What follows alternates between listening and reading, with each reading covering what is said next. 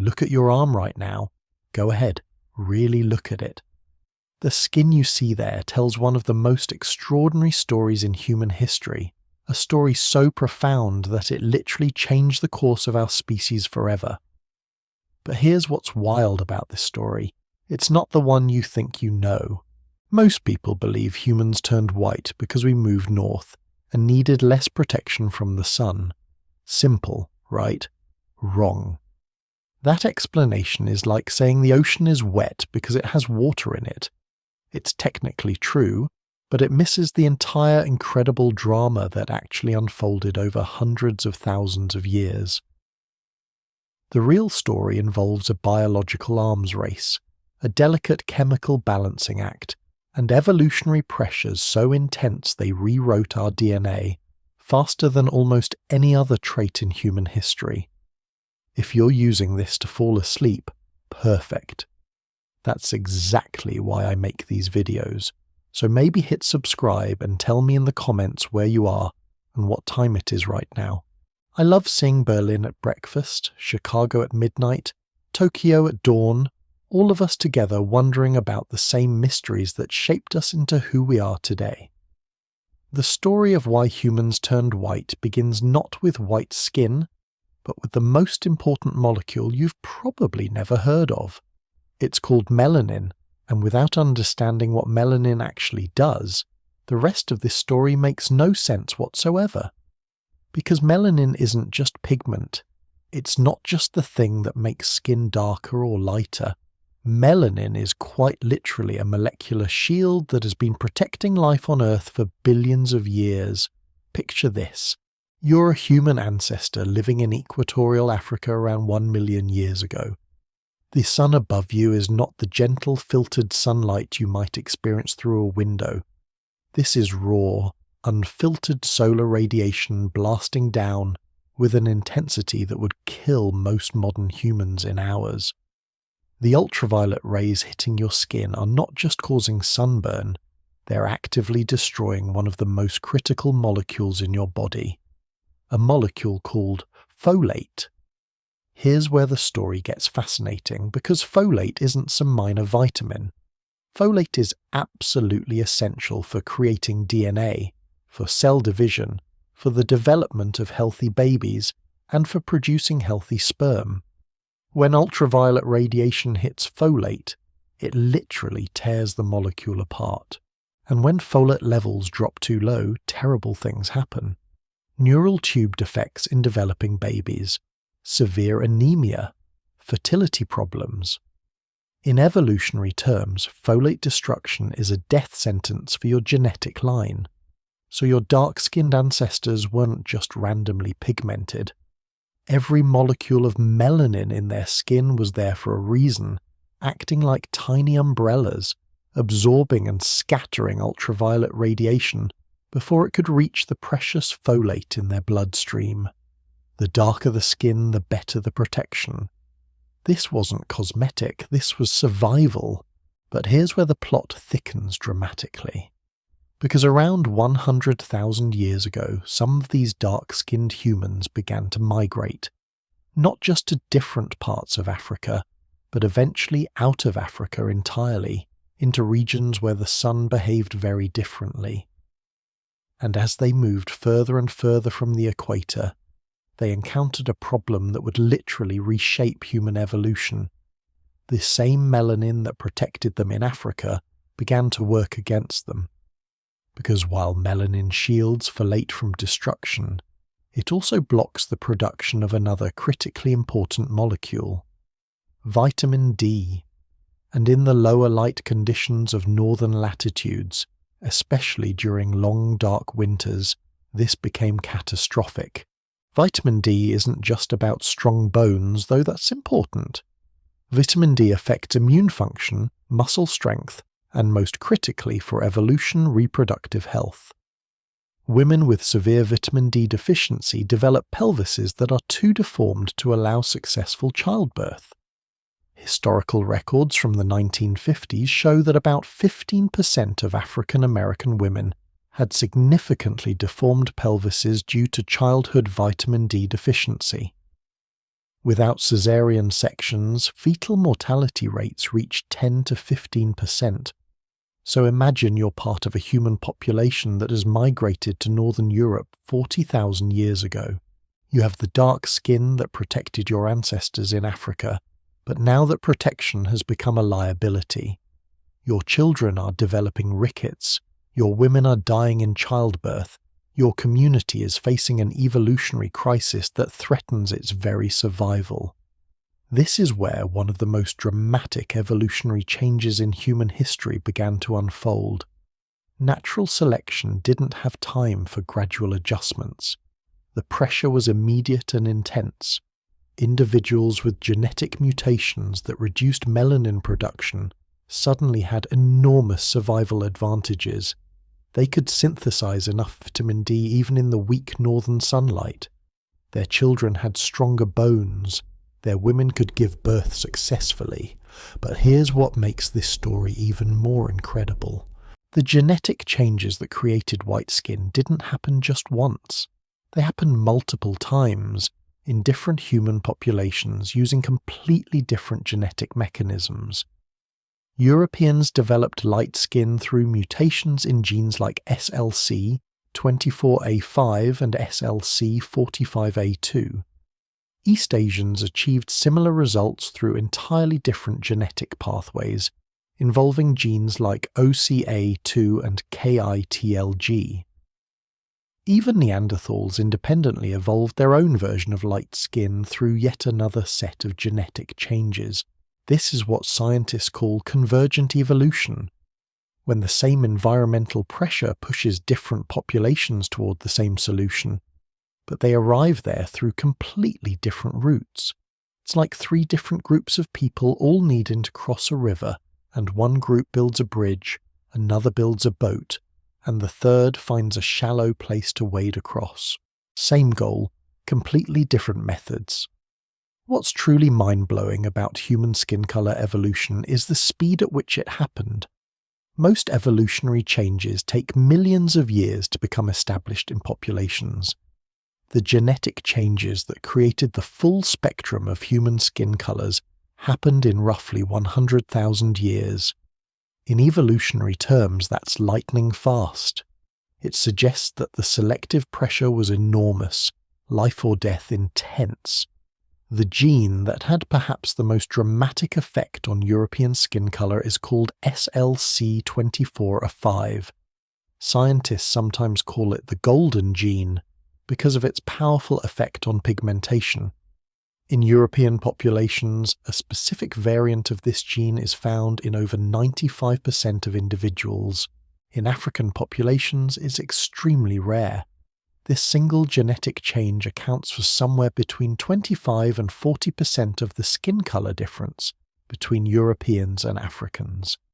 But the story gets even more complex when you look at how different populations responded to similar challenges. Take tanning, for example, the ability to temporarily increase melanin production in response to sun exposure. This facultative pigmentation, as scientists call it, evolved multiple times independently in human populations living between roughly 23 and 46 degrees latitude, where UV levels varied dramatically between seasons. East Asian skin actually produces more melanin in response to UV exposure than European skin, which is why most East Asians can tan effectively while many Europeans, especially Northern Europeans, can barely tan at all or burn instead. These differences reflect the specific genetic solutions each population evolved to deal with seasonal variation in sunlight intensity. The evolutionary dance between folate protection and vitamin D synthesis created what scientists call the vitamin D folate hypothesis. It's an elegant explanation for why human skin color varies so dramatically across different latitudes. Near the equator, where UV radiation is intense year-round, dark skin provides essential folate protection. At higher latitudes, where UV radiation is weaker and more seasonal, lighter skin allows for adequate vitamin D synthesis during brief periods of intense summer sun. But this biological balancing act had consequences that went far beyond just skin color. Far beyond just skin color. The changes rippling through human populations weren't happening in isolation.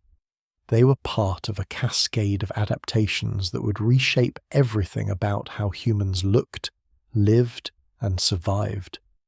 Because when you alter something as fundamental as melanin production, you don't just change skin color.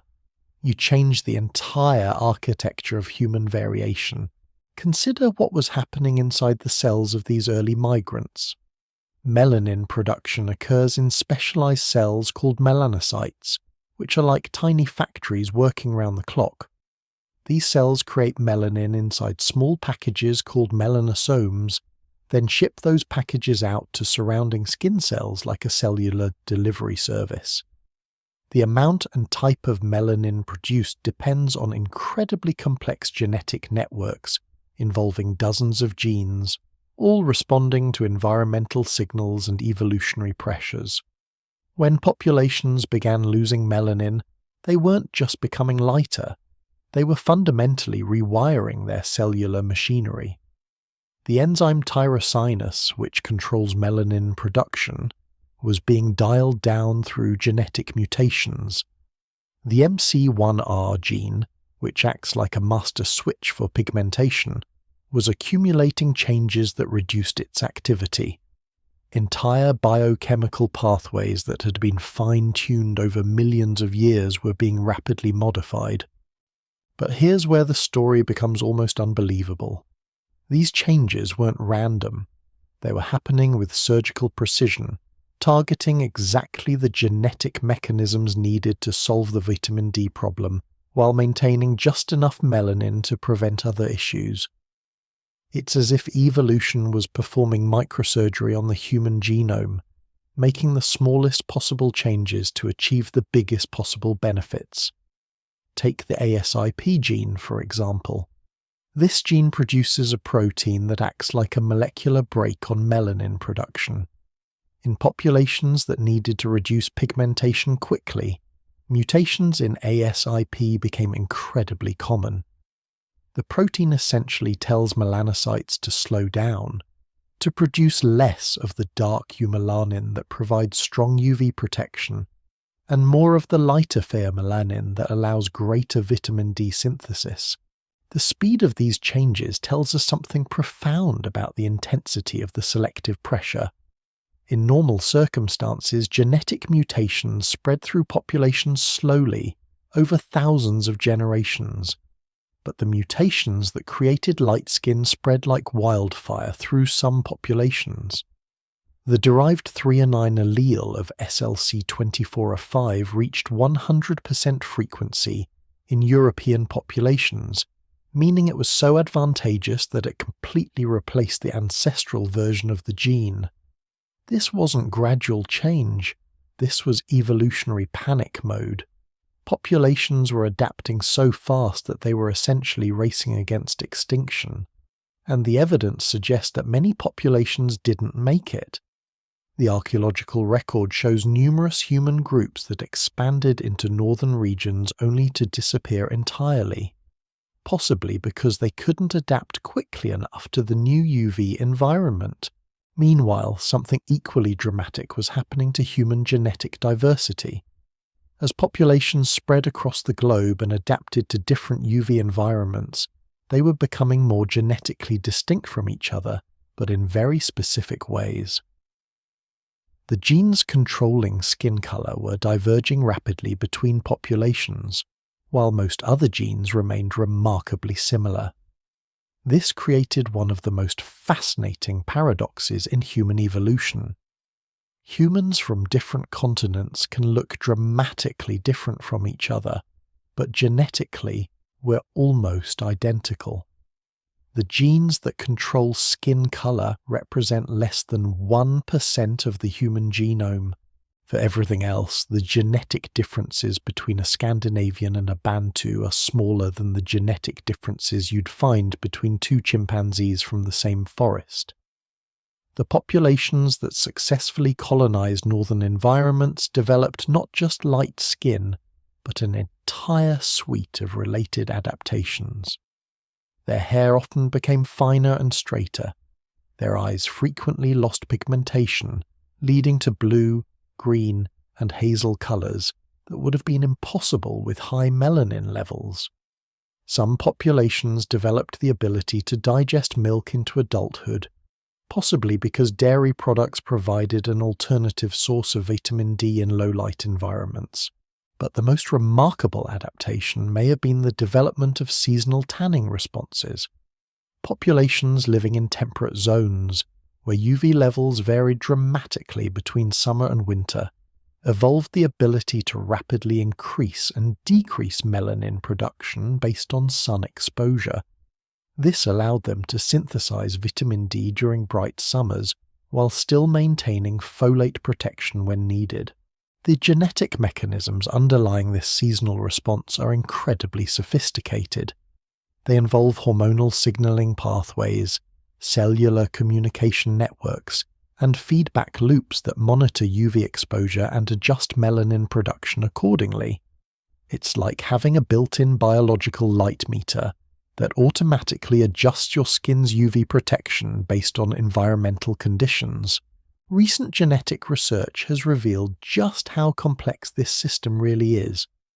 Scientists have identified approximately 170 genes that influence skin pigmentation in various ways, though only about 15 have been definitively linked to the major differences in human skin color. These genes work together in intricate networks, with some controlling melanin production, others affecting melanin distribution, and still others determining how melanin responds to UV exposure. The OCA2 gene, for instance, affects not just skin color but also eye color and hair color.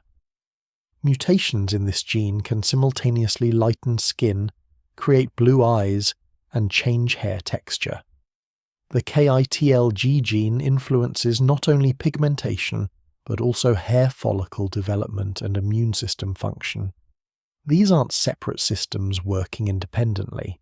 They're interconnected networks where changes in one area cascade through multiple aspects of human biology.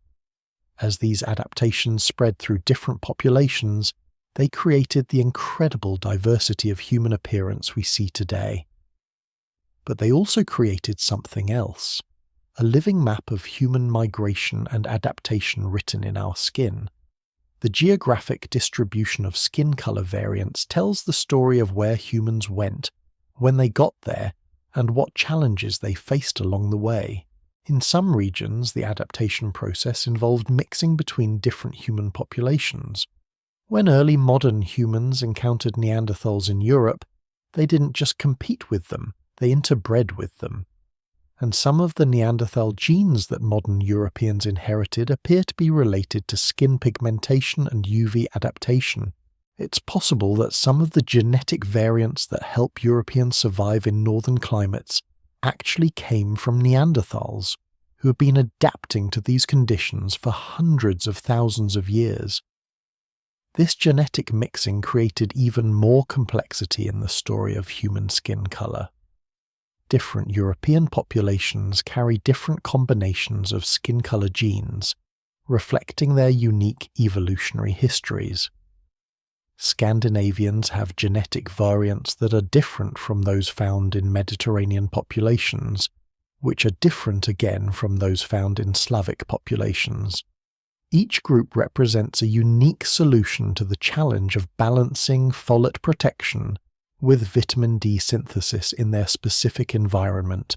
The story becomes even more intricate when you consider island populations and coastal communities. Groups living near oceans often had access to fish and other marine foods rich in vitamin D, which may have reduced the selective pressure for very light skin. This could explain why some coastal populations maintain darker pigmentation even at high latitudes, or why island populations sometimes show unusual combinations of skin color genes. Recent advances in ancient DNA research are revealing new chapters in this story almost monthly. Scientists can now extract genetic material from human remains tens of thousands of years old, allowing them to trace the spread of specific pigmentation variants through time and space. What they're finding often contradicts long-held assumptions about when and where different skin colours evolved. The implications of this research extend far beyond just understanding human evolution. They're helping us understand how rapidly human populations can adapt to new environments, how genetic variants spread through populations under intense selective pressure, and how complex traits like skin colour are controlled by networks of interacting genes. But perhaps most importantly, this research is revealing just how recent most human physical variation really is. The dramatic differences in appearance between human populations from different continents evolved in just the last few tens of thousands of years. In evolutionary terms, we all separated from each other yesterday. Yet despite this recent divergence, the genetic changes that created human skin color variation represent some of the strongest examples of natural selection in the human genome. The selective pressures that drove these changes were so intense that they left clear signatures in our DNA that scientists can still detect today. These signatures tell a story of populations pushed to their biological limits, adapting as fast as evolution would allow, racing against time to solve one of the most fundamental challenges in human evolution. The vitamin D folate balancing act that drove human skin color evolution wasn't just about survival. It was about the future of human expansion across the planet. Without the ability to rapidly adapt skin pigmentation to new UV environments, humans might never have successfully colonized the diverse range of habitats we occupy today. The story we've been following so far has focused on the grand evolutionary forces that shaped human skin color, but now we need to zoom in on something even more remarkable: the actual genetic machinery that made these changes possible. Because when you understand how these transformations happened at the molecular level, you realize we're not just talking about evolution, we're talking about one of the most sophisticated biological engineering projects ever undertaken by natural selection. Inside every cell in your body right now, there are genetic switches that control melanin production with breathtaking precision. These aren't simple on-off mechanisms. They're more like the control panel of a nuclear reactor, with dozens of interconnected systems monitoring UV exposure, hormone levels, seasonal changes, and even your age, all working together to determine exactly how much pigment your skin should produce at any given moment. The star player in this molecular orchestra is a gene called MC1R, the melanocortin-1 receptor. Think of MC1R as the master conductor, receiving signals from throughout your body about environmental conditions and coordinating the response of all the other pigmentation genes. When MC1R receives a signal that UV levels are high, it triggers a cascade of molecular events that ramp up melanin production. When UV levels drop, it dials the system back down. But here's what's absolutely mind-blowing about this system. Different human populations have evolved completely different versions of MC1R, each one fine-tuned to the specific UV environment their ancestors lived in for thousands of years. European versions of MC1R are less sensitive to UV signals, allowing for the production of lighter baseline skin color, but maintaining the ability to tan when needed. African versions are highly sensitive, ensuring robust melanin production even with minimal UV exposure. The precision of these adaptations becomes even more apparent when you look at populations living in intermediate latitudes. Take Mediterranean populations, for example. Their MC1R variants are calibrated to produce moderate baseline pigmentation that provides year-round folate protection, but with enhanced tanning responses that allow for increased vitamin D synthesis during intense summer months. It's like having a biological thermostat that automatically adjusts not just to current conditions, but to the seasonal patterns their ancestors experienced for millennia. But MC1R doesn't work alone. It's supported by an entire network of helper genes, each one contributing specific capabilities to the overall pigmentation system. The TR gene controls the production of tyrosinase, the enzyme that actually manufactures melanin. The TYRP1 gene fine-tunes the type of melanin being produced. The OCA2 gene affects how melanin is distributed within cells. Together, these genes form a biological assembly line that can produce dozens of different melanin variants, each with slightly different properties. What makes this system even more remarkable is its ability to respond to environmental changes in real time. When your skin is exposed to UV radiation, specialized cells called keratinocytes detect the DNA damage and immediately send chemical signals to nearby melanocytes. These signals activate the MC1R pathway, which then triggers increased production of melanin-stimulating hormones. Within hours, melanocytes are ramping up production. Within days, new melanin is being delivered to the skin surface. This rapid response system explains why humans can tan much faster than other mammals. Most animals have relatively fixed pigmentation patterns that change only seasonally or with age. Humans have evolved what scientists call facultative pigmentation, the ability to rapidly adjust skin color based on immediate environmental demands. It's an evolutionary innovation that allowed our ancestors to survive in environments with highly variable UV conditions. The genetic evidence for how quickly these systems evolved is written in our DNA like a molecular fossil record. When scientists sequence the genomes of different human populations and compare the pigmentation genes, they find what geneticists call signatures of selection.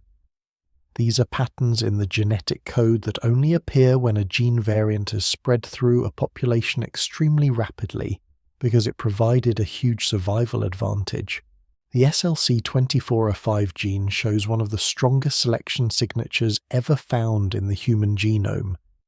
In European populations, the light skin variant of this gene went from being extremely rare to being present in virtually 100% of individuals in less than 30,000 years. That's roughly 1,500 generations, which in evolutionary terms is like going from 0 to 60 in the blink of an eye. But the real plot twist in this story is that these rapid genetic changes didn't just create lighter skin. They created an entirely new kind of human skin with capabilities that had never existed before. Light-skinned humans developed the ability to synthesize vitamin D at rates that would be impossible for dark-skinned individuals, but they also developed enhanced sensitivity to UV damage that required completely new behavioral adaptations. This created what evolutionary biologists call a genetic trade-off.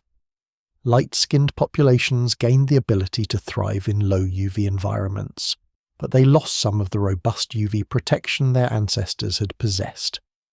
The result was a more specialized, more fragile, but also more adaptable form of human skin that could function efficiently in specific environmental niches. The specialization went even further than just basic pigmentation. Different populations evolved distinct tanning patterns, with some groups developing the ability to tan evenly across their entire body, while others evolved more targeted tanning responses that provided extra protection to frequently exposed areas like the face and hands, while maintaining lighter pigmentation on areas that were usually covered. Some populations developed what scientists call phototype flexibility, the ability to dramatically alter their skin's response to UV based on seasonal patterns. These individuals could maintain relatively light pigmentation during winter months to maximize vitamin D synthesis, then rapidly develop deep tans during summer to protect against intense UV exposure. It's like having biological seasonal camouflage that automatically adjusts to environmental conditions. The sophistication of these adaptations becomes even more apparent when you consider how they interact with other human traits. Hair color, eye color, and even certain aspects of metabolism are all connected to the pigmentation system through shared genetic pathways. When natural selection was modifying pigmentation genes to adapt to new UV environments, it was simultaneously influencing multiple other characteristics. This explains why populations that evolved very light skin also tend to have higher frequencies of light-colored hair and eyes. The genetic changes that reduced melanin production in skin also affected melanin production in hair follicles and the iris of the eye. But it goes deeper than just cosmetic changes. Some of the same genes that control pigmentation also influence immune system function, hormone production, and even aspects of brain development. The CASTLG gene provides a perfect example of these interconnected effects. Variants of CASTLG that reduce skin pigmentation also affect hair growth patterns, immune cell development, and the production of certain hormones. When this gene was modified by natural selection to create lighter skin, it simultaneously influenced multiple other biological systems, creating cascading effects throughout human physiology.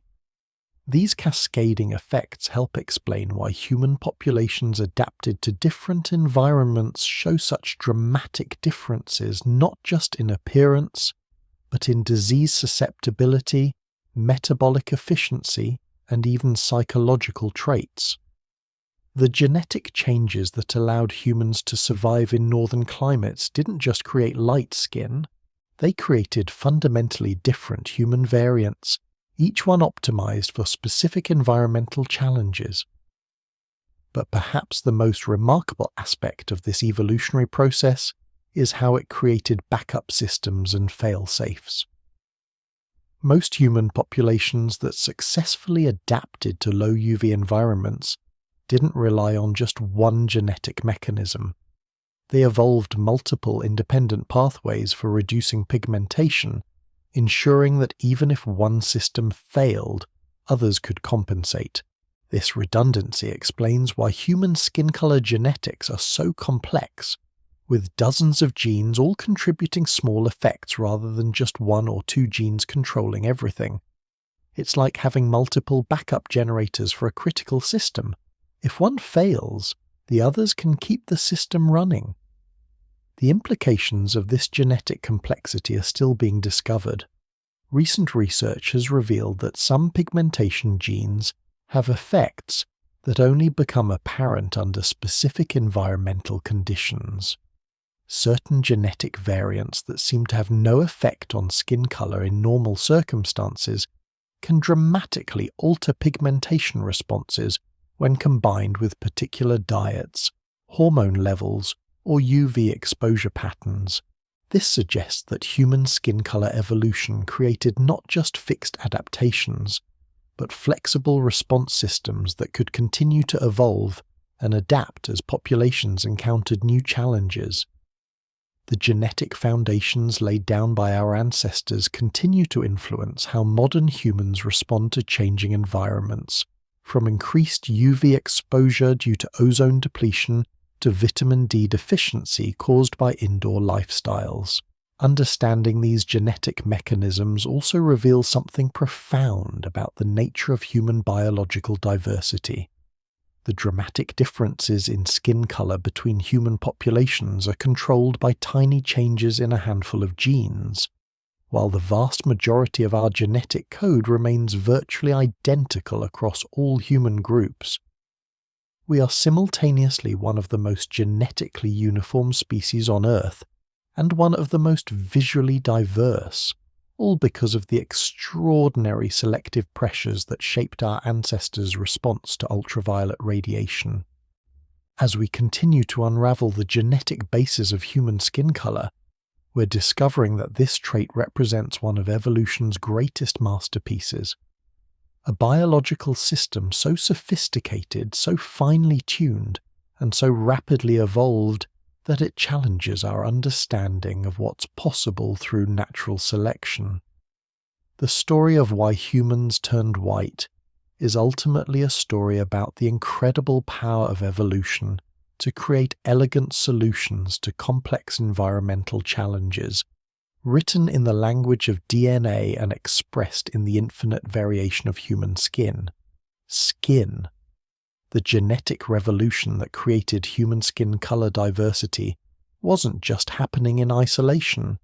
It was part of something much larger and more profound, a complete restructuring of how humans interacted with their environment, how they moved across the planet, and how they survived in places that should have killed them. Because here's what most people don't realize about the evolution of light skin. It wasn't just about vitamin D synthesis. It was about creating entirely new possibilities for human expansion. Before these genetic changes occurred, there were vast regions of the Earth that were essentially uninhabitable for humans. Not because of cold, not because of lack of food, but because of the UV environment. Humans simply couldn't survive long-term in places where the seasonal variation in sunlight was too extreme. The development of rapid pigmentation responses changed everything. Suddenly humans could colonize regions with dramatic seasonal differences in UV exposure. They could survive the long, dark winters of northern Europe and still synthesize adequate vitamin D during the brief, intense summers. This wasn't just an adaptation. It was a key that unlocked entire continents for human habitation.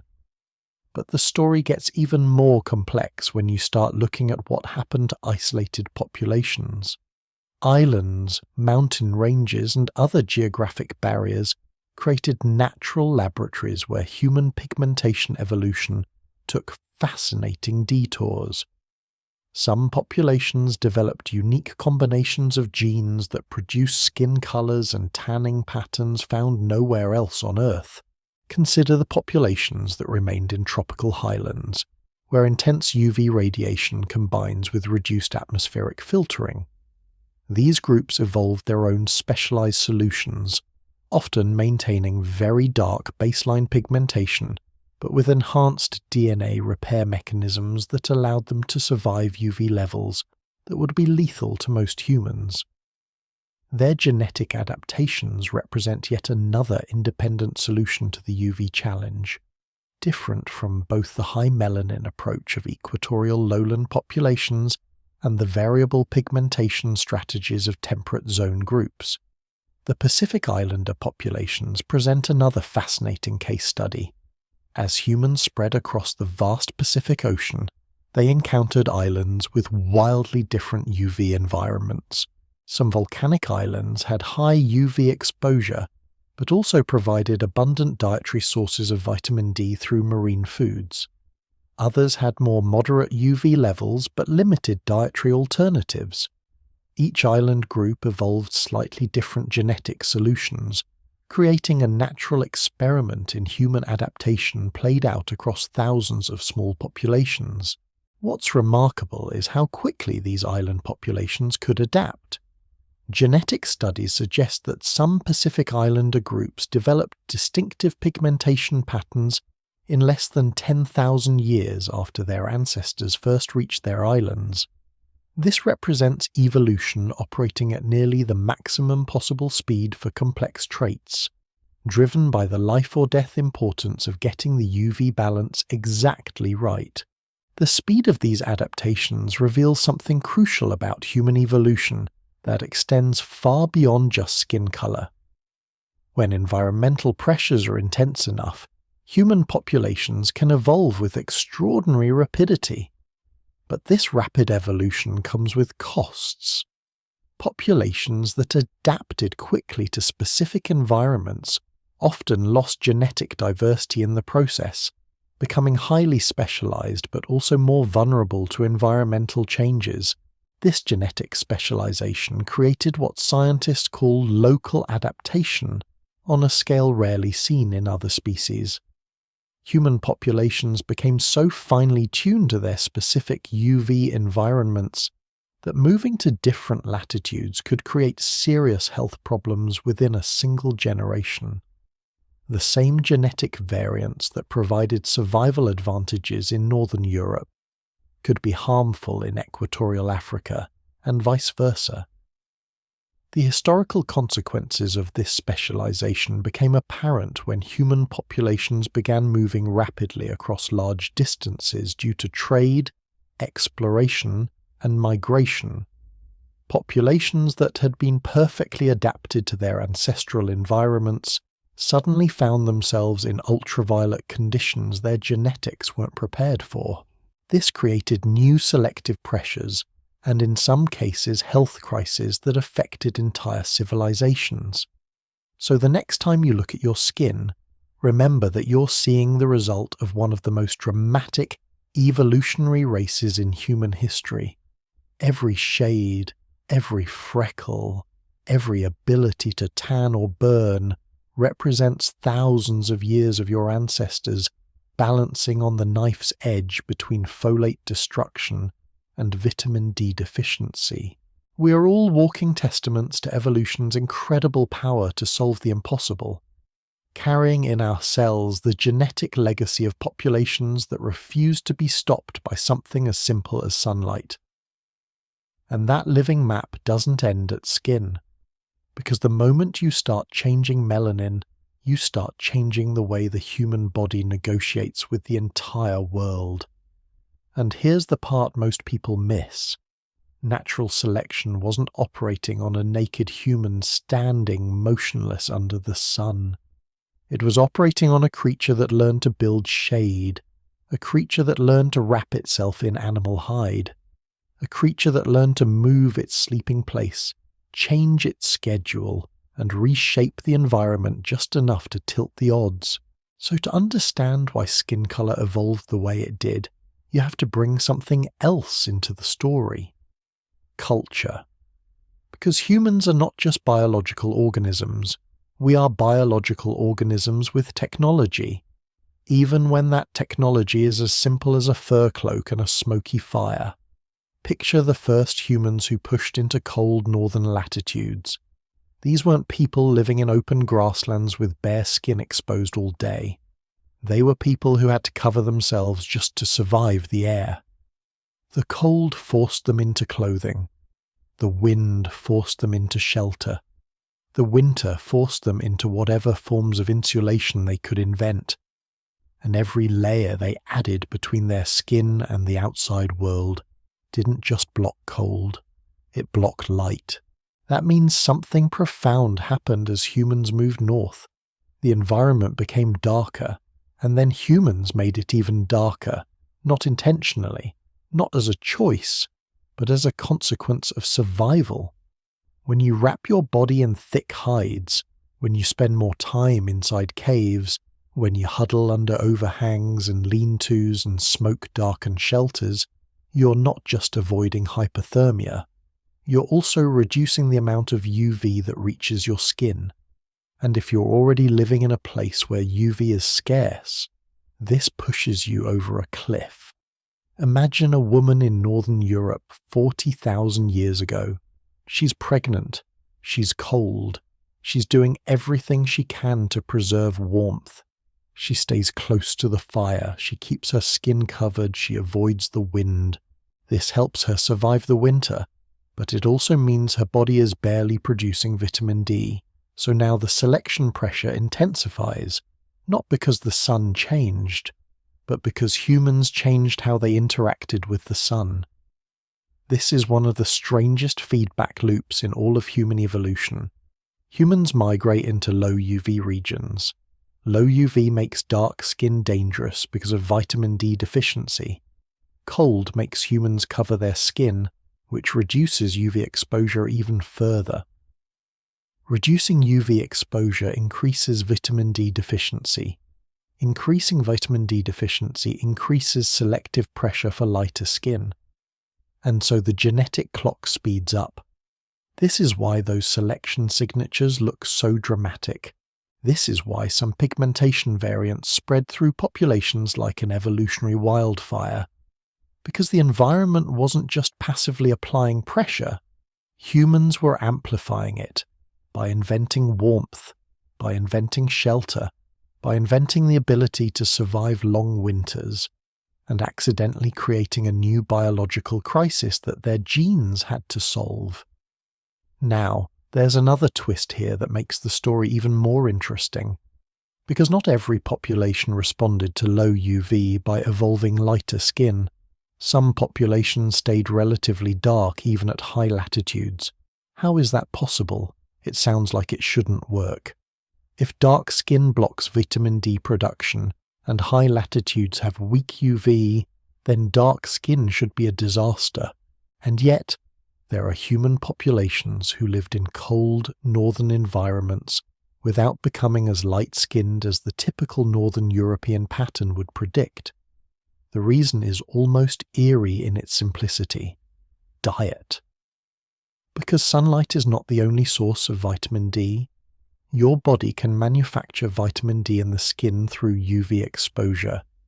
But vitamin D can also come from food, and if you live a life where your diet is loaded with vitamin D-rich animals, fatty fish, marine mammals, organ meats, then the evolutionary pressure for lighter skin weakens. You can be darker and still maintain enough vitamin D to keep bones strong and childbirth possible. So now the story becomes not just about latitude, it becomes about lifestyle.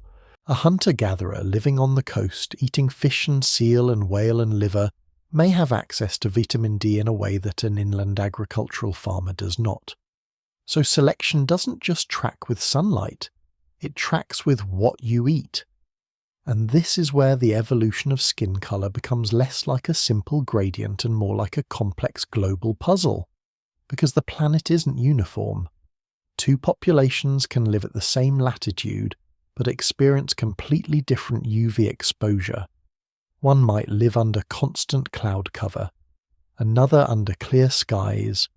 One might live in dense forest shade, another on open plains. One might wear thick clothing year-round, another might live in minimal clothing. One might eat marine animals rich in vitamin D, another might survive mostly on plants and grains. So skin colour variation becomes a map not only of where people lived, but how they lived. And that matters because when humans shifted from hunting and gathering to farming, something huge changed, not just socially, biologically. The Neolithic transition wasn't only a story of wheat and villages and domesticated animals, it was also a story of nutrition collapsing in certain ways. Hunter-gatherers, especially those with access to diverse ecosystems, often had diets that included organ meats, fat-rich animals, seasonal variety, and sometimes substantial vitamin D intake. Farmers, especially early farmers, often depended heavily on a narrow set of staple crops. Grains, legumes, limited animal protein depending on region and wealth. And here's what staples don't give you much of: vitamin D. So you can imagine what happens when a population at a northern latitude adopts agriculture. They're already in low UV conditions. They're already wearing clothing because of cold. Now their diet shifts away from vitamin D-rich foods, so their vitamin D levels drop even further. This would create a new wave of selective pressure, and this is one reason why, in some places, the rise of agriculture likely intensified selection for lighter skin. Not because farming is advanced, not because civilization is special, but because the dietary shift changed the biological equation. It removed one of the major safety valves that could compensate for low sunlight. Now think about what else farming did. It changed daily patterns.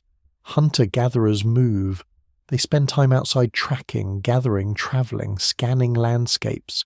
Farmers can become more fixed, more tied to settlements, more likely to spend long periods in shade structures, storage areas, indoor spaces, and later, more permanent buildings. Again, not as a choice, but as a byproduct. Less sunlight, more selection. Now let's connect this to something you've probably heard about before: lactose tolerance, the ability to digest milk into adulthood. Most mammals lose the ability to digest lactose after weaning. For most of human history, that was also true for humans. But in some populations, especially those with histories of dairying, mutations spread that allowed lactase production to continue into adulthood. That means adults could drink milk without getting sick. Why would that become so valuable? There are a lot of proposed reasons: calories, hydration, survival during famine. But there's also an elegant way it links back into our story. Milk doesn't contain huge amounts of vitamin D naturally unless animals are exposed to sunlight and levels are higher, and unless diets include certain sources. But milk does contain calcium, and calcium metabolism is deeply tied to vitamin D. And dairy consumption could have helped populations buffer bone health issues in low UV environments. Not as a perfect replacement, not as a magic solution, but as part of a suite of adaptations: diet, skin pigmentation, metabolism, that all interact. This is the theme of human evolution that keeps coming up again and again. Nothing evolves alone. Traits evolve in clusters. When one pressure hits, it reverberates.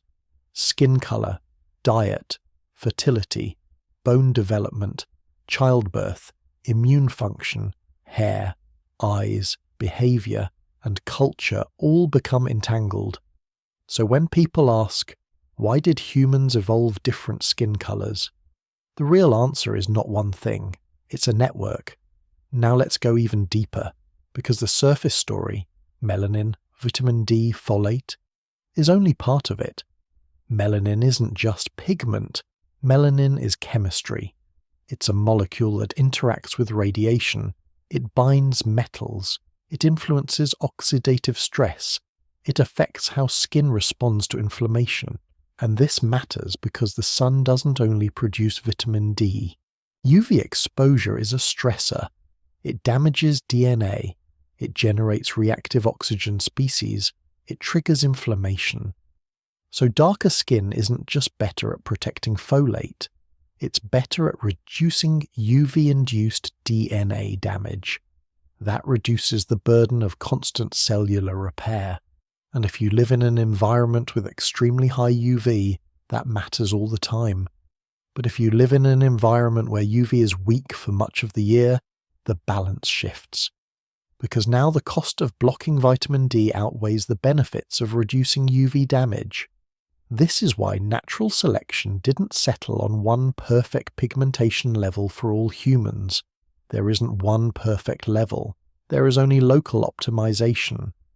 Now here's something else that often gets overlooked. UV levels are not only about latitude. Altitude matters too. If you live at high altitude, UV exposure can be intense even if you're not near the equator. Thin air means less filtering. Snow can reflect UV upward. Clear mountain skies can deliver hard radiation. So populations living at high altitudes faced a different set of pressures. Cold pushes clothing. Altitude pushes UV. Diet may change depending on local ecology. And so skin pigmentation patterns can become complex. You're not just balancing vitamin D and folate anymore. You're balancing multiple forces: cold stress, UV intensity, seasonal cycles, diet composition, reproductive demands, and the need for physical protection. This is why human skin color evolution is one of the best examples of natural selection as a real-time engineering process. Because the body isn't choosing aesthetics, it's choosing survivability. Now you might be thinking, okay, so skin color evolved quickly, but why did it create so much diversity? Why do we see such a wide spectrum? Because evolution doesn't only move in one direction, it moves differently in different places, and humans moved into almost every environment on Earth. Consider the timeline. For hundreds of thousands of years, humans lived mostly within Africa and then gradually expanded. Then, in a relatively short span of time, populations spread into Europe, Asia, Australia, the Americas. and each expansion event created a new genetic experiment. Some groups became isolated, some groups interbred with others, some groups went through bottlenecks where only a small number of individuals carried the population forward. And when you combine intense selection pressure with small founder populations, evolution can move fast. A few mutations in a small group under intense pressure can reshape the entire gene pool quickly. Now think about this in human terms.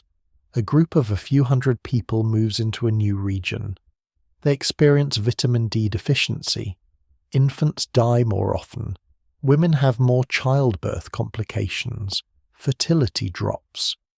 Now imagine that one of those people carries a mutation that reduces melanin production slightly. Not white skin instantly, just a small shift. That person's children have fewer bone problems. They survive at higher rates. They have more children. Their children survive. Within a few generations, the mutation becomes more common. Now another mutation appears, another small shift. It stacks, it spreads, and then, after many generations, you get a population that looks dramatically different than the ancestors who left Africa. But at no point did evolution decide to create a new race. At no point did the process aim for a category. It aimed for survival, and because the pressures differed, the outcomes differed. Now, let's talk about something that fascinates people for a different reason. Eye color. Blue eyes, green eyes, hazel. These are rare in the mammal world. Most mammals don't have populations where eye color varies dramatically. So why did humans? There are a few layers to this, and not all of them are settled. But here's the key concept. Eye color variation is a side effect. The same pathways that affect melanin in the skin affect melanin in the eyes. If you reduce melanin production overall, you create opportunities for lighter eye pigmentation. So blue eyes are not a separate blue eye gene in the simplistic way people imagine. They're tied into the melanin network, and once lighter eyes exist, new forces can act on them. Genetic drift, sexual selection, founder effects, cultural preference. But the first gate is melanin. If you're in an environment where high melanin is essential, you don't get blue eyes, because the melanin system is locked into a high pigment state. But when selection begins reducing melanin in certain populations, the system loosens, variation appears, and then evolution has material to work with. This is a pattern you see everywhere in biology. A constraint gets released, variation increases, and then selection or drift shapes what remains. Now, what about hair, hair color, hair texture? Why do we see such range? Again, the same theme. Pigmentation pathways affect hair too. If you change melanin production, you change hair color potential. But hair is also tied to climate. Hair texture may influence insulation, heat dissipation, moisture management. We can't reduce it to one simple explanation. But we can say this with confidence. As humans adapted to different environments, their external traits became part of the adaptive toolkit. Skin, hair, eyes, these are visible traits, but they are rooted in deep biology. Now let's pull back for a moment and think about what this means for how we talk about race today. Because the human mind loves categories, it loves boxes. It loves to say, these people are one type, those people are another type. But the genome doesn't really work like that. Most genetic variation in humans exists within populations, not between them. And the genes that create dramatic visible differences like skin pigmentation are a tiny fraction of the genome. So what you're really seeing when you look at human diversity is a small number of traits under intense local selection. It's like looking at different models of the same car where only the paint color and a few features change depending on the region. while the engine and structure remain almost identical. This is why humans can look so different and still be one species with astonishing genetic similarity. Now, here's where the story becomes even more haunting, because the modern world has broken the ancient relationship between skin color and environment. For most of human history, your skin color matched the UV environment you lived in, because you were born there, your ancestors lived there, and your genes were shaped there. But today, humans move rapidly. A person with ancestors shaped by equatorial sun can live in northern cities with long winters and weak UV, and a person with ancestors shaped by northern UV scarcity can live near the equator with intense sun year-round, and culture adds even more complexity. Indoor living, sunscreen, clothing styles, dietary supplementation, artificial lighting. All of this means the ancient evolutionary balance has been disrupted. In some ways, that's good. We can supplement vitamin D. We can prevent folate deficiency. We can protect skin from cancer. We can survive without needing evolution to reshape us over thousands of years. But in other ways, it creates new mismatches, and mismatches create problems. This is why vitamin D deficiency is common in many modern populations, regardless of skin color, because even people with light skin can be vitamin D deficient if they live indoors and avoid sunlight, and people with darker skin living at high latitudes can face even higher risk, because melanin reduces vitamin D synthesis. So modern medicine often has to do what evolution would have done slowly. It has to compensate. Now think about how strange that is. Your body is still running software written for a world where you lived outside, where you moved constantly, where you experienced seasonal sun, where your diet was tied to the landscape. But you live in a world where you might spend 90% of your time indoors, a world where you might wake up in darkness, commute in darkness, work under artificial light, and return home after sunset. A world where you can go months without direct sun on your skin. Evolution didn't prepare you for that. It prepared you for migration across continents on foot.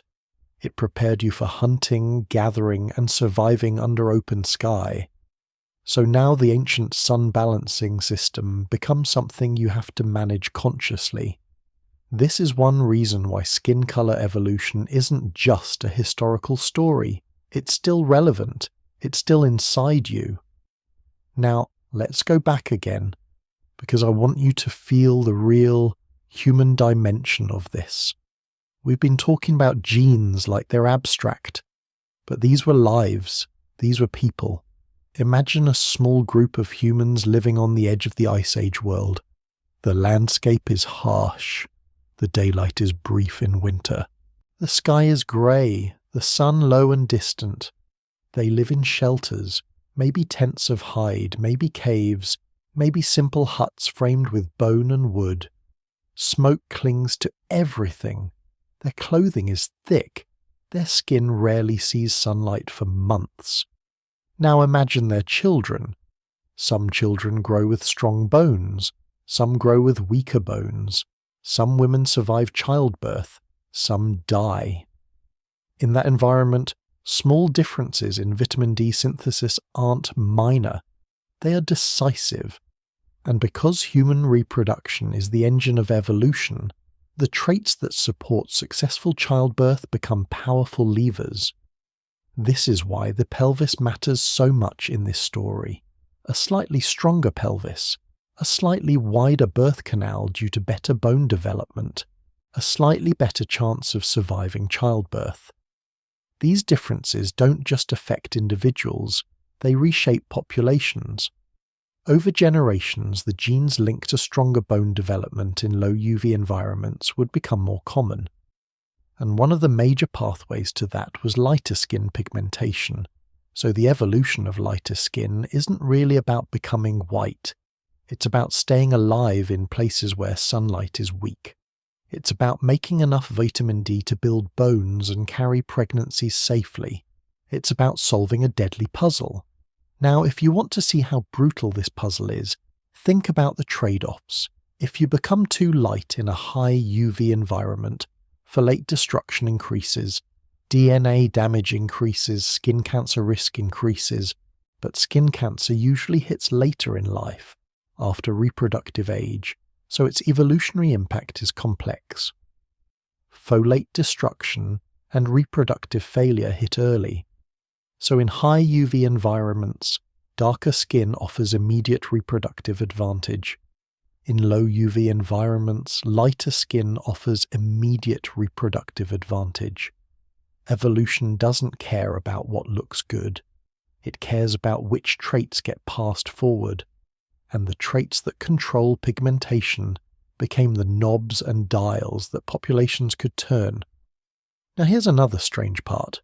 Humans didn't just evolve light skin and dark skin. We evolved flexibility, tanning, seasonal responses. This is one of the most uniquely human features. Many mammals have fixed pigmentation patterns. They have fur that changes seasonally sometimes, but the skin itself doesn't rapidly change pigmentation in response to sunlight the way human skin can.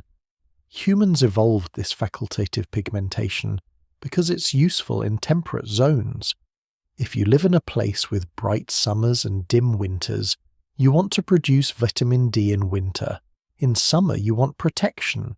So tanning becomes an adaptive compromise. But tanning is not uniform across populations. Some people tan easily, some burn, some barely change. And this variation is part of the evolutionary story too, because the optimal strategy differs by region. If you live in a place with highly variable UV, you benefit from a skin system that can rapidly adjust. If you live near the equator where UV is intense year-round, you benefit from consistently high melanin. If you live far north where UV is scarce, you benefit from consistently low melanin, and tanning becomes less useful. So evolution didn't just adjust baseline skin color, it adjusted responsiveness. It adjusted the sensitivity of pathways like MC1R and others. It tuned how the system reacts. Now, there's something almost poetic about this. Your skin is not a static feature. It is a sensor. It is a dynamic organ that reads the sky. It reads the sun. It translates radiation into chemistry. It translates season into hormones. It's one of the most intimate interfaces between your body and the planet. And when humans migrated, that interface had to be rewritten. Now let's talk about one more dimension that makes this even more mind-bending. Pathogens. Because the sun does something else too. UV radiation can kill microbes. Sunlight can disinfect surfaces. It can reduce pathogen load in environments. And vitamin D affects immune function. So as humans moved into different climates, they faced different disease environments, different parasites, different bacteria, different viruses, and the immune system had to adapt too. Skin is part of the immune system, not just as a barrier, but as an active immune organ, full of immune cells and signaling molecules. Melanin interacts with inflammation and oxidative stress. Vitamin D influences immune regulation, so pigmentation changes may have ripple effects through immunity as well. Again, nothing evolves alone. Now I want you to notice something. We're describing a world where humans are being pushed repeatedly into new environments. This implies a pattern. Humans are a species that keeps moving. We don't just find one niche and settle. We expand, we experiment, we push into cold zones, dry zones, high altitudes, forests, deserts, and every time we do, we run into new constraints. Skin color is one of the fastest moving traits because it can respond strongly to UV pressure. But it is not the only trait that shifted. As humans moved north, body proportions changed too. shorter limbs relative to torso in colder climates, different fat distribution, different nasal structures potentially influenced by air temperature and humidity, different metabolic adaptations, and as humans moved into high altitudes, oxygen pressure forced changes. As humans moved into malaria zones, red blood cell traits shifted. So when you look at human diversity, you're looking at a species that has been repeatedly sculpted by local pressures, over and over. Now, there's another haunting question buried in this story. How many populations didn't make it? You read the archaeological record and you see signs of human presence in places that later go silent. Tools appear, campsites appear, then nothing. Sometimes climate shifts might explain it, sometimes competition, sometimes disease, but sometimes it might be the simple, brutal truth that biology couldn't adapt fast enough, that a group entered a region where the UV environment and their pigmentation were mismatched, and the reproductive cost was too high, too many infants with rickets, too many childbirth deaths, too many fertility problems, and within a few thousand years that group vanishes. When we talk about evolution as adaptation, we often imagine it as inevitable, but adaptation isn't guaranteed. Selection is not a guiding hand, it's a filter. If the mutations you need don't appear fast enough, you don't adapt, you disappear. So the populations that exist today are not just those who migrated, they are those who migrated and survived the genetic lottery, those who happen to carry the right variants, those who happen to undergo the right selection shifts at the right time. Now imagine the emotional texture of that reality. A mother watching children weaken, a group trying to understand why bones break, why bodies deform, why childbirth becomes deadly. They would not have known about vitamin D or folate. They would not have known about UV. They would have had stories, spirits, curses, explanations woven from the limited tools of perception. And yet, beneath their stories, the molecular truth was unfolding. Genes were being selected, variants were spreading. A hidden, invisible war between sunlight and survival was rewriting their descendants. You. Now, let's take one more step toward the present, because there's something deeply ironic about how this story ends. Natural selection carved skin pigmentation to match UV environments over tens of thousands of years. Then, in a few hundred years, humans created cultural tools that can override those pressures. Clothing that blocks UV completely, glass windows that block most UVB, sunscreen, indoor lifestyles, supplements, artificial heating, transportation, global migration. We have become so culturally powerful that we can live almost anywhere, regardless of pigmentation. But the ancient biology is still there, and it still has consequences. This is why you can find vitamin D deficiency in sunny places. Because if people avoid the sun, if they cover their skin, if their lifestyle keeps them indoors, the ancient pathway doesn't run. It's why you can find high skin cancer risk in high UV places among people whose ancestors evolved for low UV. Because the melanin protection isn't as strong, and the environment is intense. So the modern world is not just a world of human diversity, it's a world of human mismatch. And the body doesn't care about your identity, it cares about physics, it cares about photons, it cares about molecules. Now, there's one more idea I want to put in your mind, because it reveals how strange evolution really is. Skin color looks like a simple trait. It looks like you could explain it with one gene. But it's polygenic. It involves networks. And networks create unexpected outcomes. For example, when selection reduces melanin, it may also influence how skin ages, how it reacts to inflammation, how it repairs itself, how it responds to injury. Different melanin types, eumelanin and pheomelanin, don't just differ in darkness, they differ in chemistry. Pheomelanin is less protective against UV and can contribute to oxidative stress under UV exposure. So when you shift the balance toward pheomelanin, you might gain vitamin D synthesis potential, but lose UV protection and increase certain risks. This is why red hair, for example, is often associated with very low eumelanin and high pheomelanin, and why such phenotypes can be particularly sensitive to sun damage. Again, this is not an aesthetic story, it's a trade-off story. And trade-offs don't disappear just because the world modernized, they persist. Now you might wonder, if skin color is such a strong adaptation, why do we still see so much variation within the same region? Why aren't all people at the same latitude identical in pigmentation? Because evolution doesn't always have enough time to fully homogenize traits. Because migration never stops. Because gene flow keeps mixing populations. Because selection pressures can change with climate shifts. Because bottlenecks and drift can amplify or reduce traits unpredictably. And because culture can reduce the selective force. If a population starts wearing more clothing, the selective pressure for lighter skin increases in low UV. If a population relies heavily on vitamin D-rich diet, the selective pressure decreases. So the system doesn't converge to one perfect point. It fluctuates, it drifts, it adapts.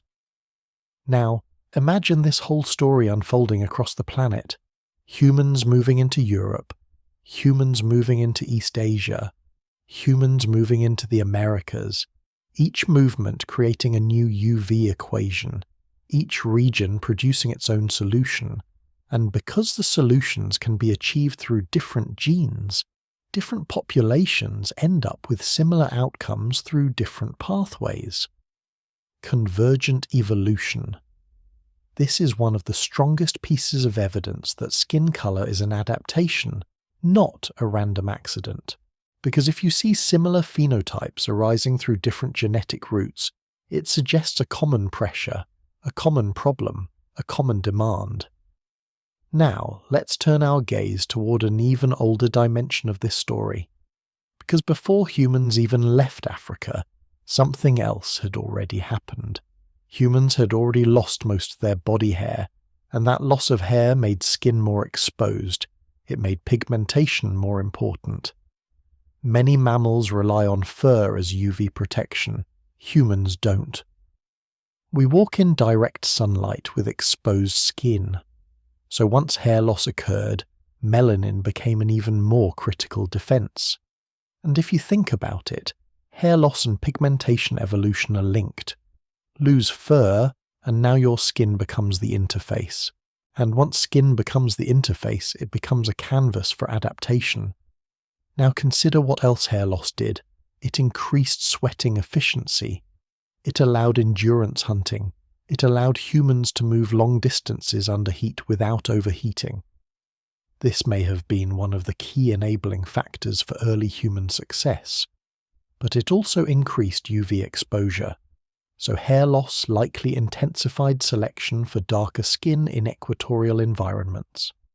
Then later, as humans moved north, hair loss remained, and now the vitamin D problem becomes more severe because skin is exposed, but light is weak, and clothing blocks it. The same adaptation that helped humans thrive in the heat, hair loss, contributed to a new crisis in the cold. Evolution is full of these cascading consequences. One trait solves one problem and creates another. Now, I want you to imagine the deep timescale again. Tens of thousands of years, generations stacked like sand, children born, grow, reproduce, die, and throughout all of it the sun keeps rising, the same star. But in different places it behaves like a different force. In Africa it is relentless, in the north it is scarce, in mountains it is sharp, in forests it is filtered, and human skin is the negotiation with that star. So when you look at skin color, you're looking at a record of sunlight. You're looking at a record of migration. You're looking at a record of diet. You're looking at a record of childbirth survival. You're looking at a record of human ingenuity, clothing, shelter, fire, reshaping the selective environment. And you're looking at the biological consequences of being the one species that refused to stay in one place. Now, here's where we can push the story into an even more unsettling territory. Because if skin color is a map of where humans lived, then changes in skin color over time imply changes in where humans lived and how they moved. And movement implies routes, corridors, bottlenecks, expansion pulses. So pigmentation isn't just a trait, it's a clue. It can help reconstruct the past. But we have to be careful here, because modern skin color patterns don't necessarily reflect ancient ones perfectly. Populations moved. They replaced each other. They mixed. They went extinct. They expanded. And in some regions, the people living there today are not genetically identical to the people who lived there 10,000 years ago. So the skin color map is not static, it's dynamic. And it has been rewritten multiple times. For example, you can imagine an early group moving into a region with low UV, evolving lighter skin, then later being replaced or absorbed by another population with different pigmentation variants. Then later, another migration wave comes. This is how human history works. It's layers, not a single line. So if you want to truly understand the evolution of skin color, you have to combine genetics with archaeology and climate history. You have to imagine the Ice Age cycles, glaciers expanding and contracting, forests shifting, coastlines changing, populations retreating to refuges during harsh periods and expanding again during warm periods. Each cycle reshuffling gene pools, each cycle creating new selection pressures. And this is where the story becomes almost cinematic. Imagine an ice age maximum. Northern Europe is covered in ice. Humans retreat south. They live in refuges. They cluster. Their gene pools become isolated. Now selection acts within these pockets. Then the climate warms. Ice retreats. Humans expand north again. They carry their adapted traits with them. They meet other groups. They mix. They compete. They trade. They interbreed. And the genetic landscape changes again. This cycle could happen repeatedly.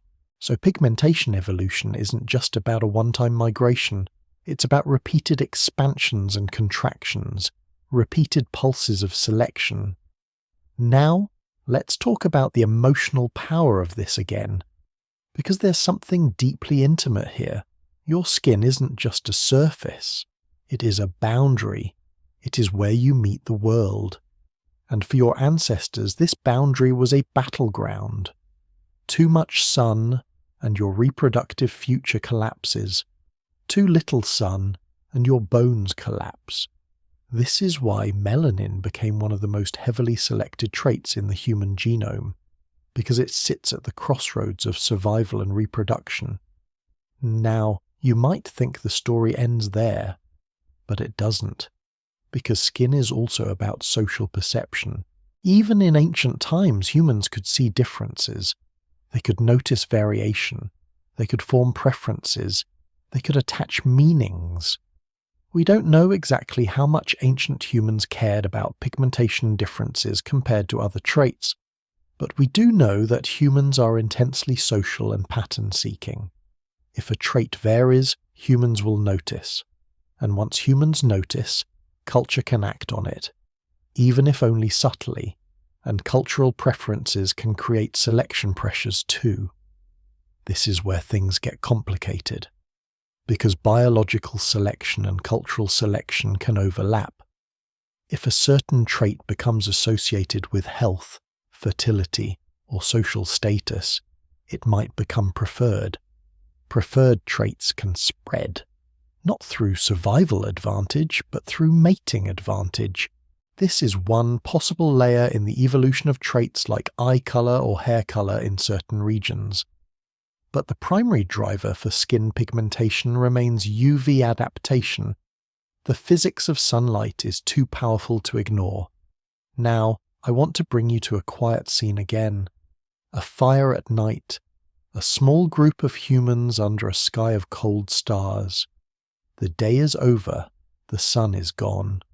But the story of the sun is still in their bodies. Their skin has recorded it. Their bones have recorded it. Their children will record it. And somewhere in their DNA, silent changes are accumulating generation after generation, and those changes will ripple outward into everything that comes next. Because once humans solve the sunlight problem, they gain something enormous. They gain freedom. Freedom to live almost anywhere. Freedom to expand into darker latitudes, deeper winters, wider continents. Freedom to colonize environments that would otherwise kill them. And that freedom becomes one of the key reasons humans become global. Not because we are the strongest or fastest, but because we are adaptable. Because we carry a genome that can shift rapidly under pressure. Because we are not fixed. Now, what happens after humans become global? New pressures emerge.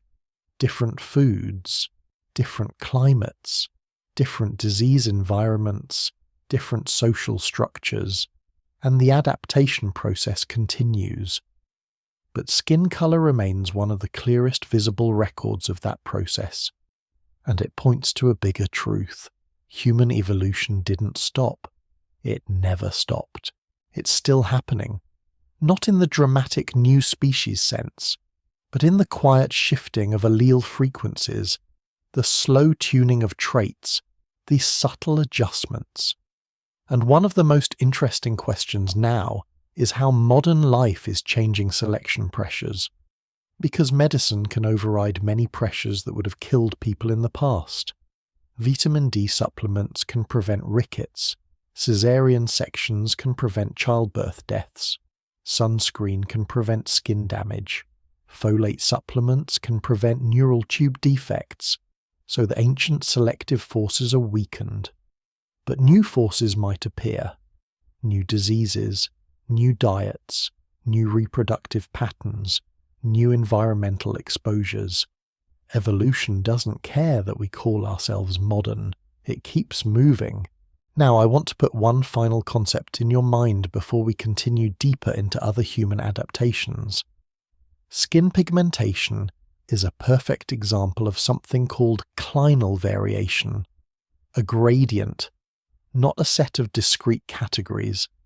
As you move away from the equator, average pigmentation tends to lighten, but it does so gradually with regional complexity. This is how many human traits work. Body proportions change gradually with temperature. Genetic variants change gradually with geography. The idea of sharp boundaries is mostly a cultural invention. Nature prefers gradients, and humans are no exception. So when you look at the spectrum of human skin tones, you're seeing a gradient shaped by sunlight, modified by culture, and constantly remixed by migration. And if you want to understand the deeper story of humanity, you have to stop thinking in boxes and start thinking in flows. Flows of people, flows of genes, flows of sunlight, flows of time. Because you are not just an individual, you are a moving river of ancestry that has crossed deserts, climbed mountains, survived winters, and negotiated with the star for hundreds of thousands of years. And once you really feel that, you can't look at your own skin the same way again. Because it is not just your skin. It is a survival technology built by countless lives before you. Now take a breath and keep following me, because skin pigmentation is only one thread in the tapestry of recent human evolution. And the next thread is just as dramatic, just as intimate, and in some ways even stranger. Because it involves the shape of your body, the way you store energy, and the way your ancestors survived when the world became a freezer and food became a gamble, and the only thing standing between life and death was how efficiently your body could hold on to heat and calories. Because cold is not just uncomfortable. Cold is a physics problem that your body has to solve every second you're alive.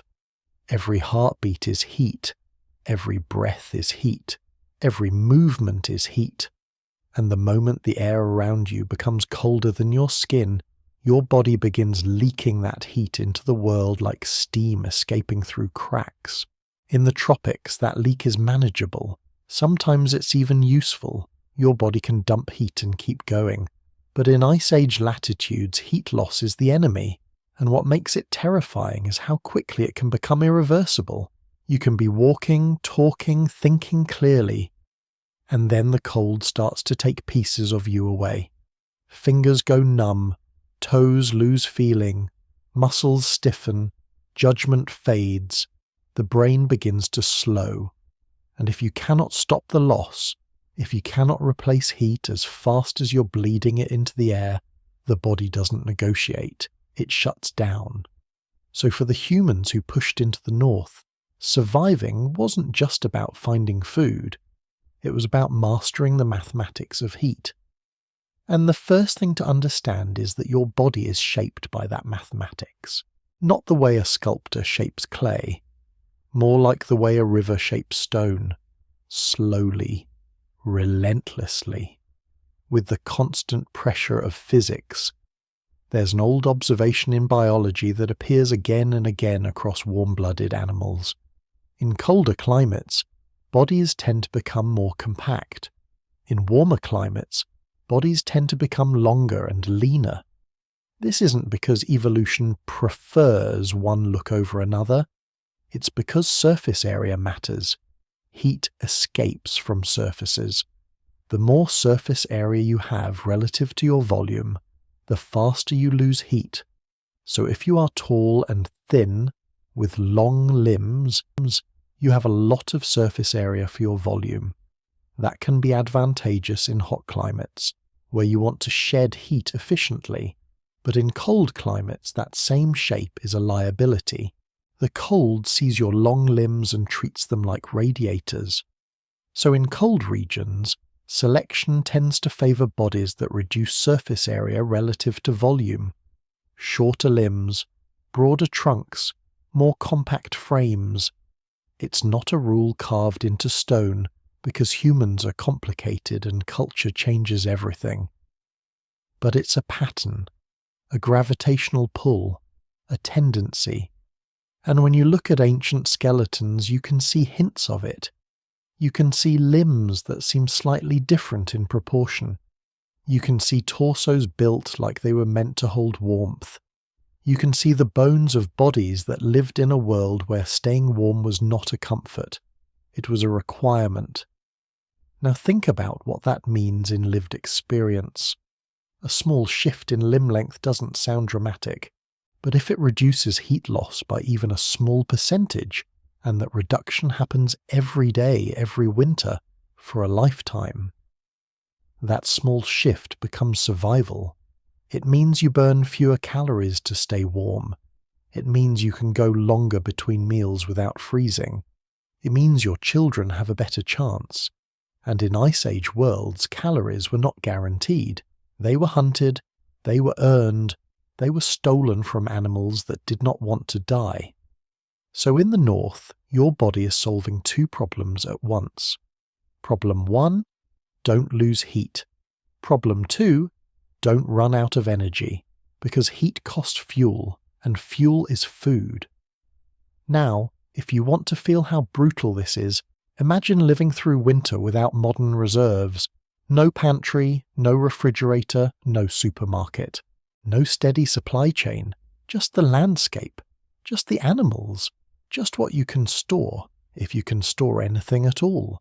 In some regions you might dry meat, smoke it, render fat, preserve marrow, cache food. But all of that requires planning, labour, luck, and protection from other animals and other humans.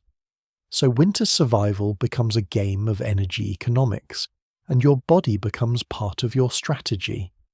This is where fat enters the story.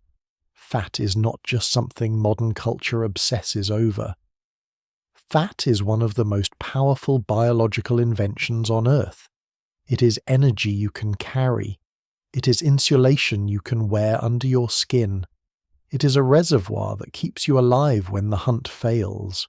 And in cold climates, fat becomes even more valuable because it solves both problems at once. It stores fuel and it slows heat loss. Now here's the thing. Humans have a strange relationship with fat compared to many animals. We can store it in multiple compartments. We can store it subcutaneously, under the skin, where it helps insulate. We can store it viscerally, around organs, where it can protect but also create metabolic issues in modern contexts. And we can mobilize it when needed.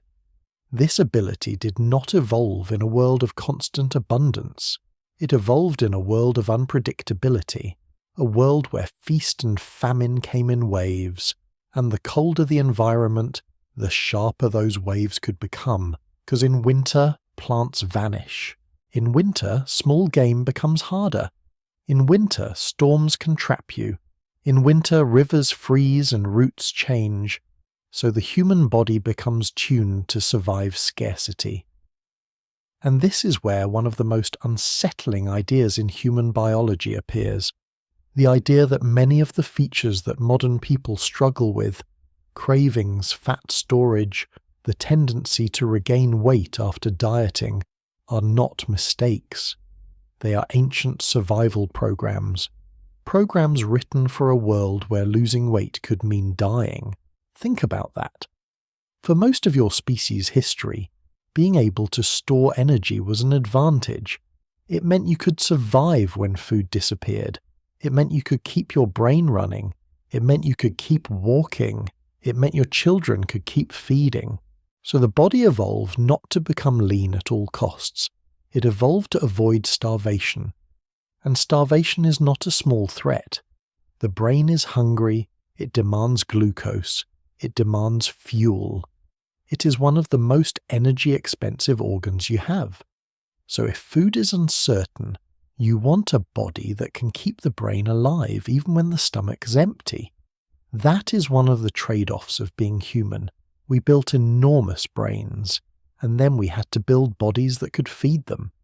Now there's another layer to cold adaptation that is almost invisible, but it matters profoundly.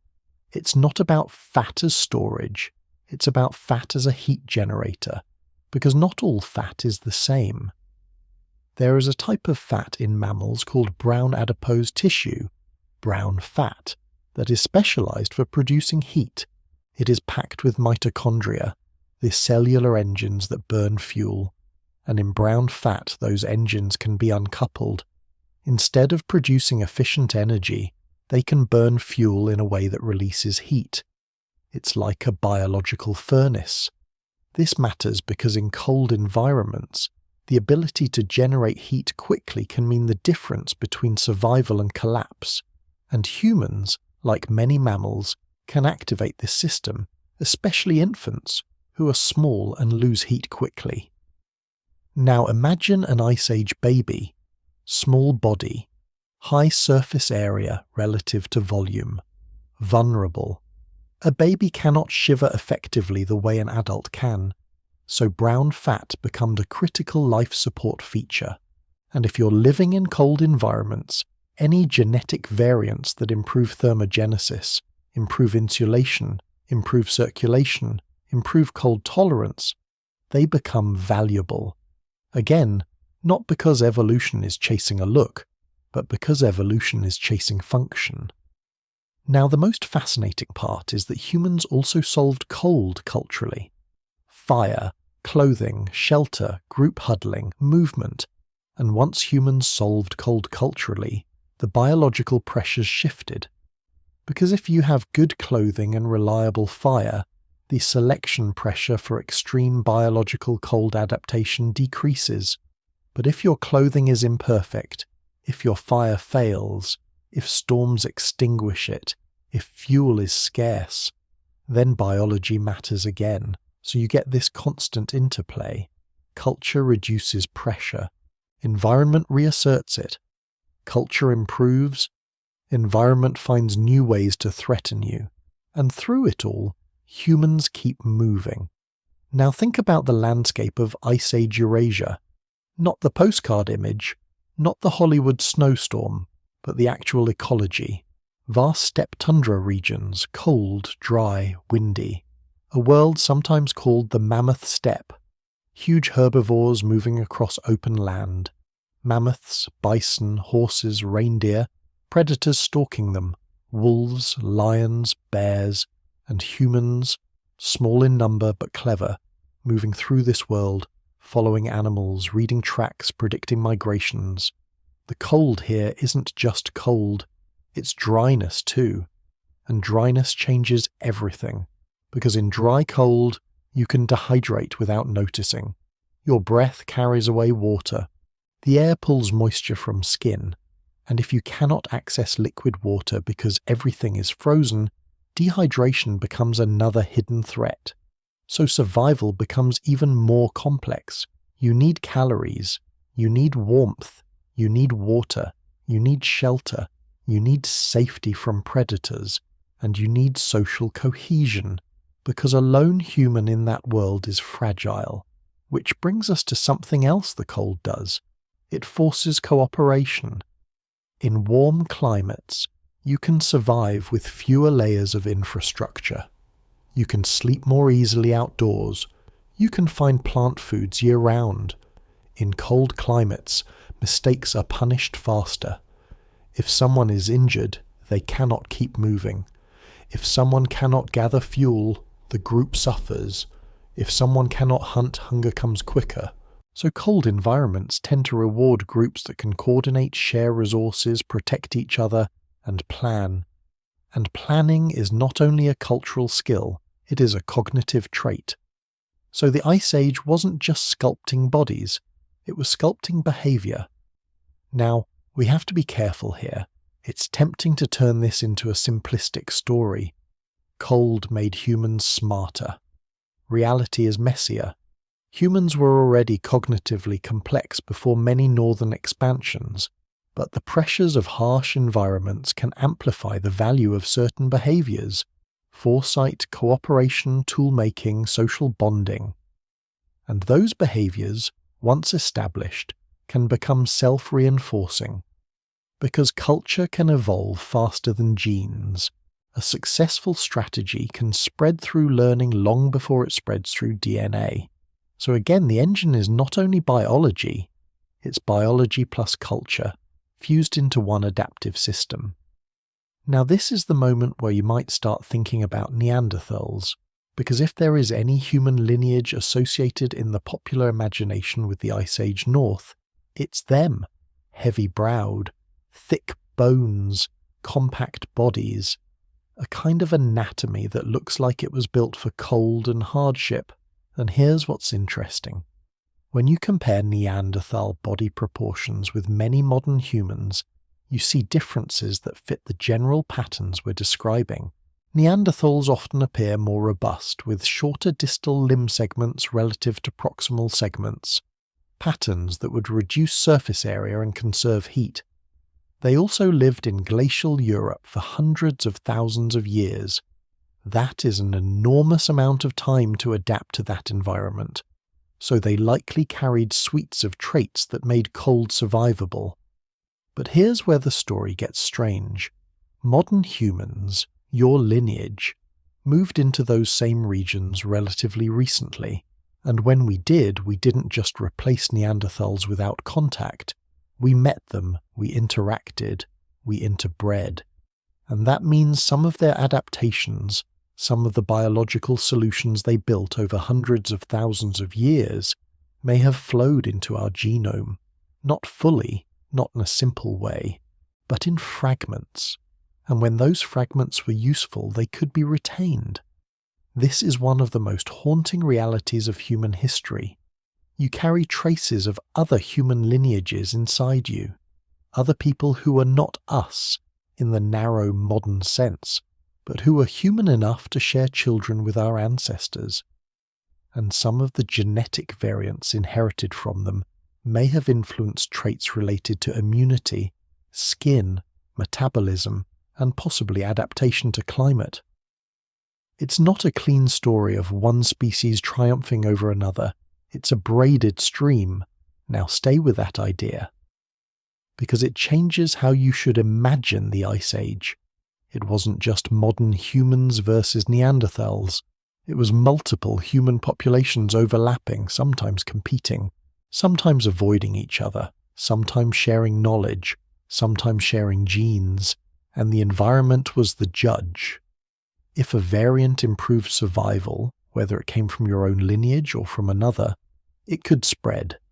The planet doesn't care where the solution came from, it only cares whether it works. Now let's zoom back into your body again, because cold adaptation is not only about shape and fat and heat generation, it's also about blood flow. You may not realize it, but one of the most important decisions your body makes in cold is where to send blood. Warm blood is precious. It carries heat, it carries oxygen, it carries fuel. So when you're cold, the body constricts blood vessels in the extremities. It reduces blood flow to hands and feet. This is why fingers go numb first. It's a sacrifice. The body's protecting the core, brain, heart, organs by letting the edges cool. And if the cold is extreme, those edges can be lost. Frostbite is not just a surface injury. It's the outcome of a strategy. Preserve the core at all costs. Now, imagine living in a cold world where you constantly flirt with this edge, where your fingers are always at risk, where your feet can be damaged by one bad day, where you need your hands for tools, for fire, for hunting, for making clothing, for caring for children. So any traits that help maintain circulation, reduce frostbite risk, manage cold exposure more efficiently, they become useful. And again, culture matters. Good gloves, good footwear, better shelters. But in a world where culture is still developing, biology has more weight. Now this leads us into another subtle but powerful dimension. The face, the nose, the sinuses. Breathing cold, dry air is stressful. Your lungs are delicate. They want warm, moist air. So the upper airway, nose and sinuses, helps warm and humidify incoming air before it hits the lungs. Different climates can place different demands on that system. In cold, dry climates, there may be selection pressures on nasal shape that improve air conditioning. But this is a complicated area, and it's easy to overstate. What we can say is that the face is part of the environmental interface too, not just skin, but breath. The body is always negotiating with the world: heat, water, oxygen, pathogens. And the structures at those interfaces, skin, airway, digestive tract, are often where strong adaptations appear. Now, remember what we said earlier. Evolution is a trade-off machine. So cold-adapted bodies might conserve heat more efficiently, but there can be costs. A compact body might overheat more easily in hot climates. A metabolic system tuned for high-fat diets might struggle when diet changes. A physiology optimized for feast-famine cycles might misfire in constant abundance. So as humans migrated, and then later as we built modern civilization, the trade-offs shifted. And that's why the same traits that kept your ancestors alive can feel like burdens today. This is the mismatch again. The body is still running Ice Age code, but the world is no longer Ice Age. Now let's get even more specific. Because cold adaptation is tied to one of the most dramatic shifts in human diet, the reliance on fat and animal calories in some environments. In many cold regions, plant foods are limited seasonally, so humans depended heavily on animals, not just muscle meat, fat, marrow, organs. And this matters because pure protein is not enough. There is a physiological limit to how much protein you can eat as your primary calorie source before it becomes toxic. You need fat and/or carbohydrates for sustainable energy, so hunters in cold environments often prized fat intensely. They rendered it, stored it, sought it. In some accounts from much later hunter societies, lean meat was considered less desirable because it didn't provide enough energy. Now imagine that mentality shaping ancient survival strategies. In winter, you don't just want any animal. You want an animal with fat. You want marrow-filled bones. You want organs rich in nutrients. You want the calories that can feed the furnace. So humans in cold climates became fat hunters. And that may have created selection pressures on metabolism, how efficiently you process fats, how your body handles high-fat diets, how your liver manages energy, how your cells respond to fatty acids. This is a deep biochemical story, and scientists are still teasing apart the details. But the pattern is plausible. Environment shapes diet, diet shapes physiology, physiology shapes survival. Now, something else happens in cold climates that many people don't think about. Seasonality. In the tropics, seasons exist, but the differences can be less extreme in terms of daylight length.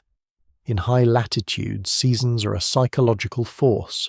Summer can mean long days, more activity, more light, more plant growth.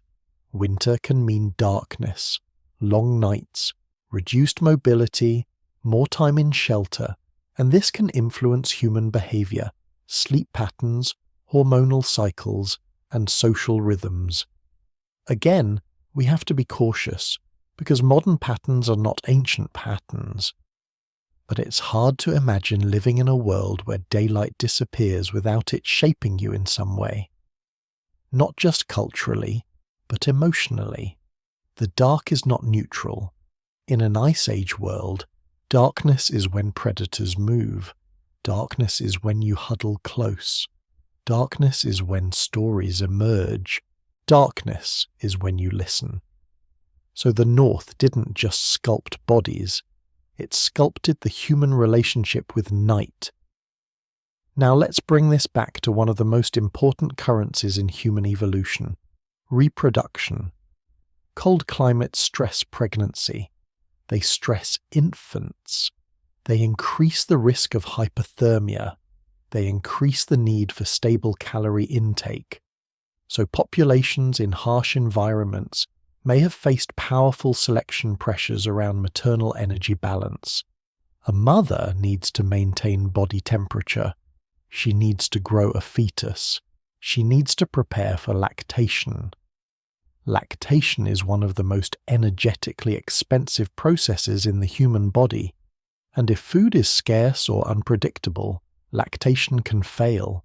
So any traits that support maternal energy storage, efficient metabolism, and thermoregulation become highly valuable. Now notice what's happening.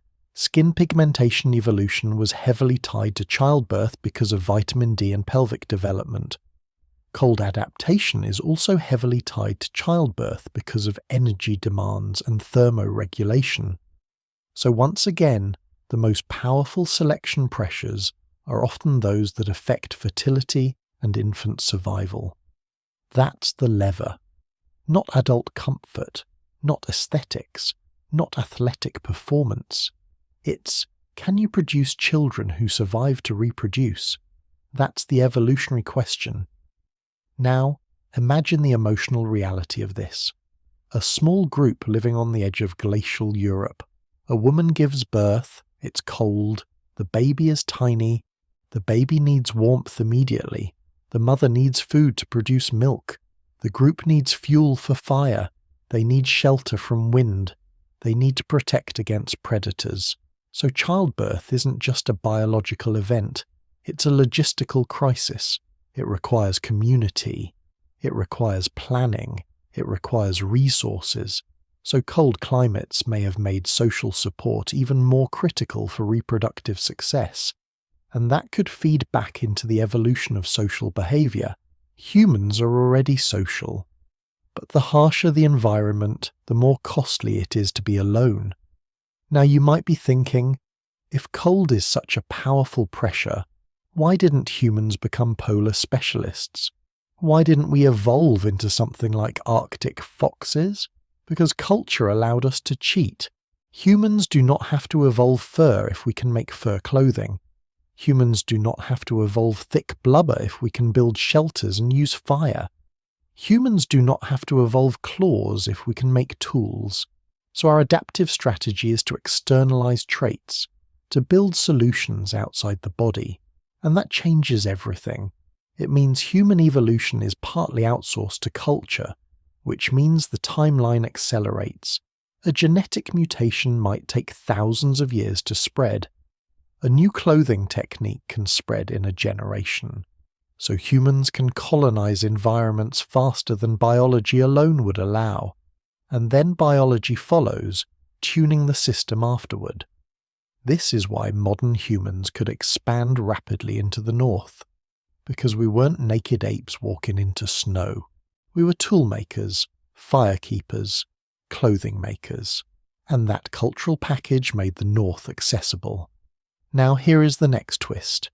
Even in the north, humans were not always cold specialists. Sometimes they were opportunists. Sometimes they moved south when climate worsened. Sometimes they followed game. Sometimes they retreated into refuges. So the story isn't a straight line of humans adapted to cold and stayed there. It's a pulsing story. Expansion when climate allowed. Retreat when ice advanced. Re-expansion when it retreated. And each pulse reshaped genetic variation. Now, let's connect this to something else you've probably heard about, but maybe never felt in your bones. The last glacial maximum. The period when ice sheets were at their greatest extent. Huge parts of northern Europe were under ice. Sea levels were lower. Coastlines were different. Land bridges existed. Places that are underwater today were dry land. And this matters because human migration routes depended on geography. A lowered sea level opens corridors. It creates plains where oceans will later be. It connects regions. It changes where animals move. So when we think about cold adaptation, we also have to think about the moving map of Earth. The planet was not the same stage. The stage itself was shifting under human feet. Now think about what happens when the ice retreats and sea levels rise. Coastal plains flood, land bridges drown, human groups become separated, routes close, populations become isolated, and isolated populations can diverge genetically faster because gene flow is reduced. So climate change, natural ice age cycles, didn't just change temperature, it changed connectivity. It changed who could meet whom, and that changes evolution. Now, stay with that, because it leads to one of the most important points in all of recent human history. The world you think of as normal geography is a very recent snapshot. For most of the last 100,000 years, sea level was lower than today. Large coastal regions that are now underwater were once inhabited landscapes. So many human stories are submerged. Many migration routes were coastal. Many campsites were on shorelines that no longer exist. And that means our archaeological record is biased. We find what remains on land. But the ocean has swallowed a huge portion of the evidence. So when we reconstruct how humans adapted to cold and migrated, we are looking through a cracked lens. We are missing pages. And missing pages always create room for misunderstanding. Now, I'm going to bring you back inside yourself again, because as you listen, your body is warm, your room is controlled, your environment is tame, but your body is not tame. It is ancient. It is the descendant of people who slept in cold shelters, who woke up to frost, who rationed fat, who kept fire alive like it was a living thing, And there's a reason fire shows up in human mythology again and again. Fire is not just warmth. Fire is survival. Fire is protection from predators. Fire is light. Fire is cooking. Fire is social gathering. Fire is the center of the group. So when you picture Ice Age humans, picture them around fire, constantly. Because fire is the beating heart of their existence. Now, think about cooking. Cooking is another way humans cheat biology. Cooking increases the digestibility of food. It increases calorie availability. It reduces pathogen load. It changes nutrient absorption. So in cold environments, cooking could be especially important because it allows you to extract more energy from what you eat. And energy is warmth. So fire solves 3 problems at once: heat, protection, and calories. This is why humans who mastered fire could push into environments that would otherwise be impossible. Now, if you want to feel how intense the relationship with fire would be, imagine losing it. A storm extinguishes it. A group's embers die. They don't have matches. They don't have lighters. They have friction, maybe pyrite and flint, maybe other techniques. But it takes time. It takes skill. It takes dry material. And in a wet, snowy world, dryness is a resource. So a group that cannot restart fire quickly can die. Not metaphorically, literally. And that means the knowledge of fire making, the social systems that protect embers, the habits of carrying coals, the rituals around maintaining flame, those cultural traits become as important as genes. So the North selects for culture as well as biology. Now here's a subtle thing about cold adaptation that we haven't touched yet. Movement. Cold environments punish stillness. If you stay still too long, you lose heat.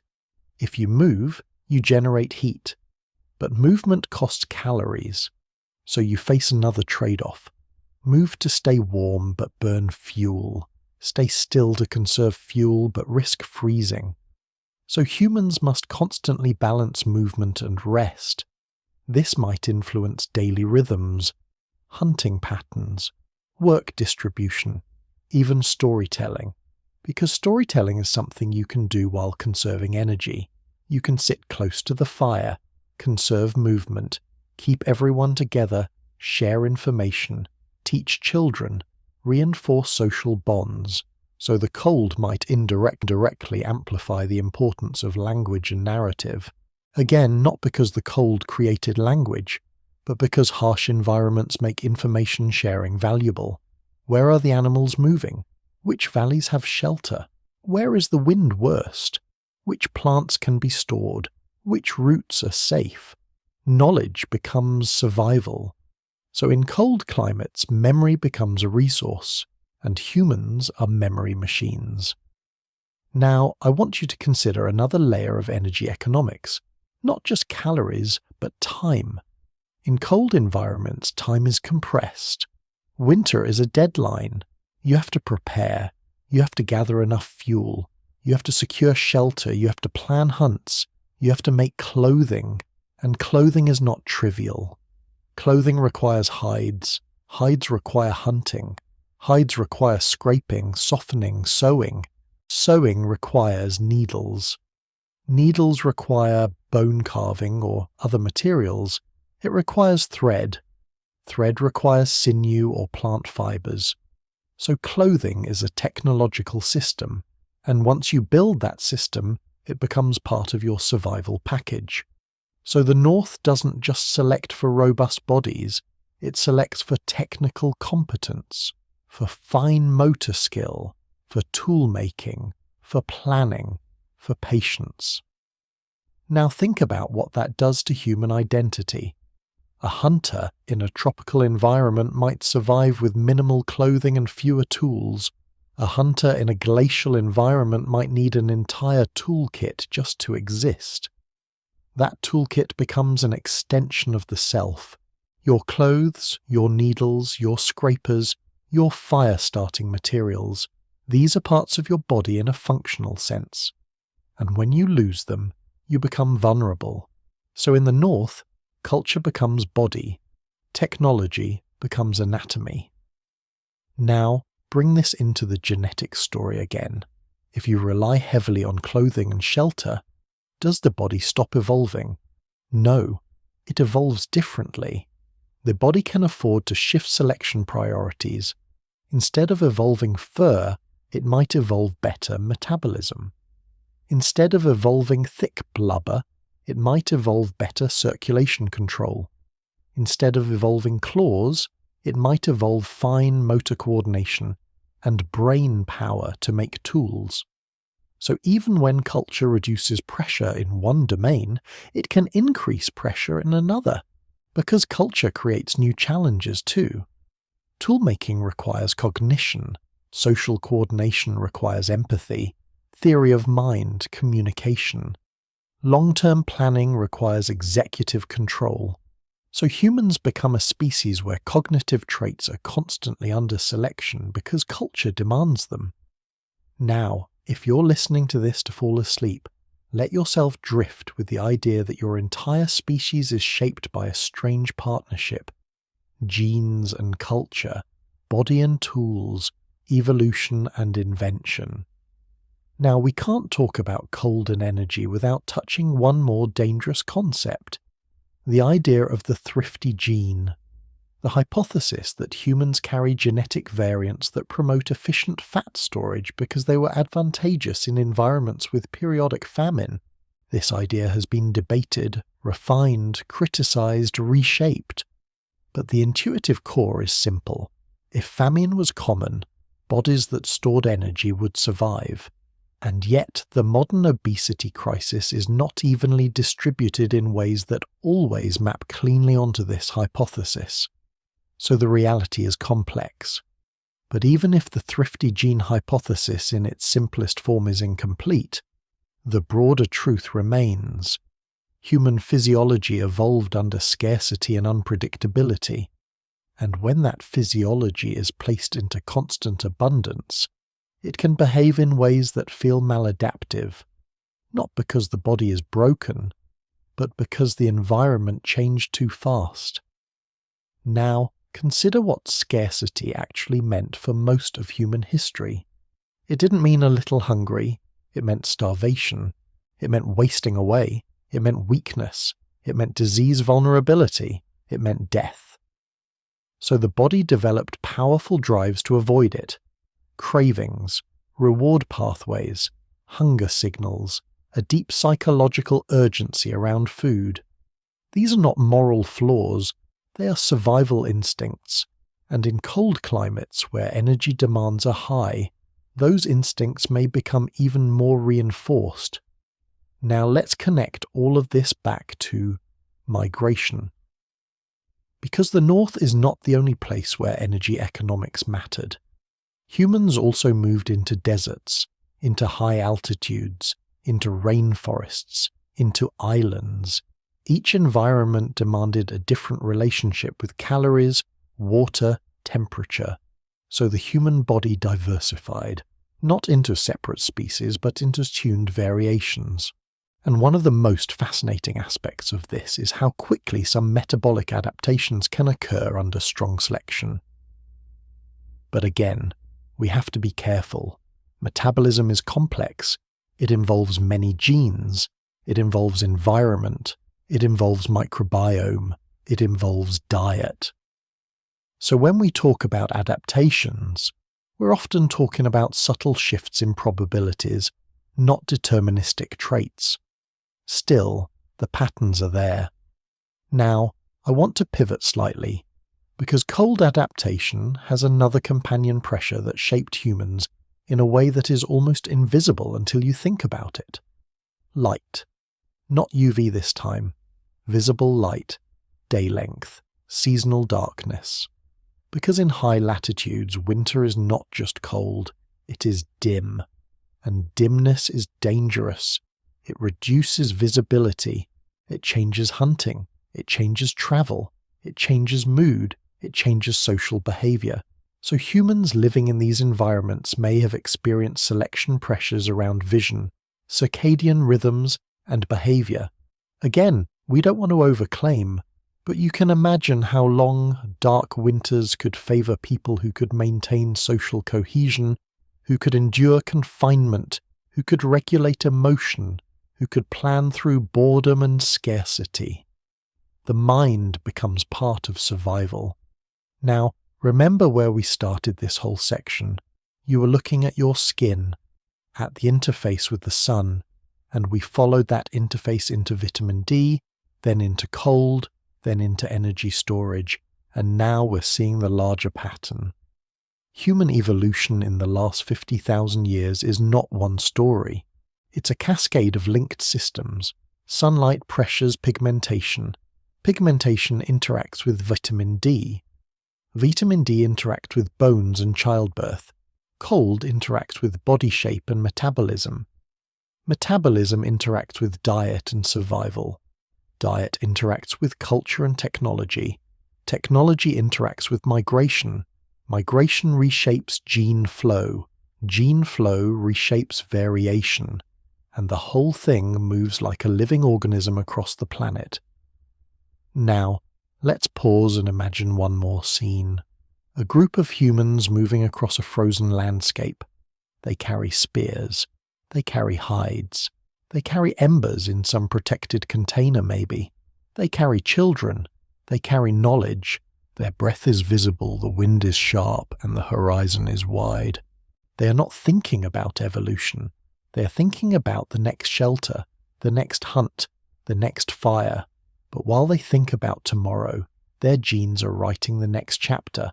Now here's where the story becomes even more intimate, because the same survival pressures that shaped cold adaptation also shaped one of the most unique traits in humans, our endurance, our ability to walk long distances, to migrate, to persist. Cold environments sometimes required mobility, following herds, moving between seasonal camps, traveling to find fuel. And mobility under cold conditions is not trivial. You need clothing that allows movement without exposing skin. You need footwear that doesn't fail. You need a body that can generate heat while moving but not sweat too much. Because sweat can kill you when you stop. Sweat in cold becomes a trap. If you sweat heavily and then stop moving, that moisture will steal heat from your body. So you have to regulate exertion carefully. This is why traditional cold weather survival often emphasizes don't sweat. Because sweat is not just discomfort, it's potential hypothermia. So even behavior, how you pace yourself, how you manage effort, becomes survival knowledge. Now imagine how often early humans learned these lessons the hard way. Someone runs too hard, sweats, stops, cools rapidly, becomes weak. The group sees it. They learn. Knowledge spreads. Culture evolves. So the North becomes a school, a brutal school, teaching humans the cost of mistakes. Now, there's another way cold shapes the body that's worth feeling. Hands. Fine motor control. Toolmaking becomes critical in cold climates because clothing and shelter require precise work. Needles, thread, scraping hides, carving, binding. So hands become central. And humans already have unique hands compared to many animals. Our thumbs, our grip, our dexterity. But the demands of complex tool culture could create selection pressure on those traits too. Again, not in a simplistic cold-made better hands way, but in a complex culture rewards dexterity way, and the North forces complex culture sooner. Now let's move into another dimension of cold adaptation that isn't about temperature, it's about pathogens, because cold environments have different disease landscapes than tropical ones. Some parasites thrive in warmth. Some vectors like mosquitoes are less active in cold seasons, but cold brings other risks: respiratory infections, crowding indoors, reduced sunlight influencing immune function, and nutritional stress weakening defenses. So immunity adapts too, and this is one of the clearest areas where ancient interbreeding may have mattered. If Neanderthals or other archaic humans had immune variants adapted to Eurasian pathogens, modern humans arriving from Africa might have benefited from acquiring some of those variants. Again, it's not a romantic story, it's a survival transaction, a genetic exchange in a dangerous world. And the evidence suggests that some immune-related genetic fragments from archaic humans persist in modern genomes, which implies they were useful.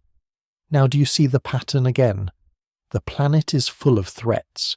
Humans keep moving into new threats, and every time we do, the genome becomes a patchwork of solutions. Now, let's gently pivot toward the most haunting aspect of energy economics: starvation. Because to understand why human bodies store fat, why we crave, why we fear hunger, you have to imagine starvation the way it actually happens, not like a movie montage, but as a slow unmaking. First, your body uses glycogen, then it shifts into fat metabolism, then, if fat reserves drop too low, it begins breaking down muscle. Your immune system weakens, wounds heal slower, infections become deadlier, you become cold faster because you have less insulation and less fuel. Your mind becomes obsessed with food, your behavior changes. And in a social species, starvation becomes not just an individual problem but a group problem, because a starving person cannot contribute. And if too many people starve, the group collapses. So starvation is one of the primary selective forces shaping human behavior and physiology, not just in the north, everywhere. But in cold climates, starvation is paired with cold, and that combination is especially deadly, because cold increases energy demand precisely when food can be hardest to obtain. So the north is a place where bodies and cultures that can buffer scarcity become dominant. Now think about one more strange thing. In warm climates, if you have no food, you can sometimes survive longer because your energy demands are lower.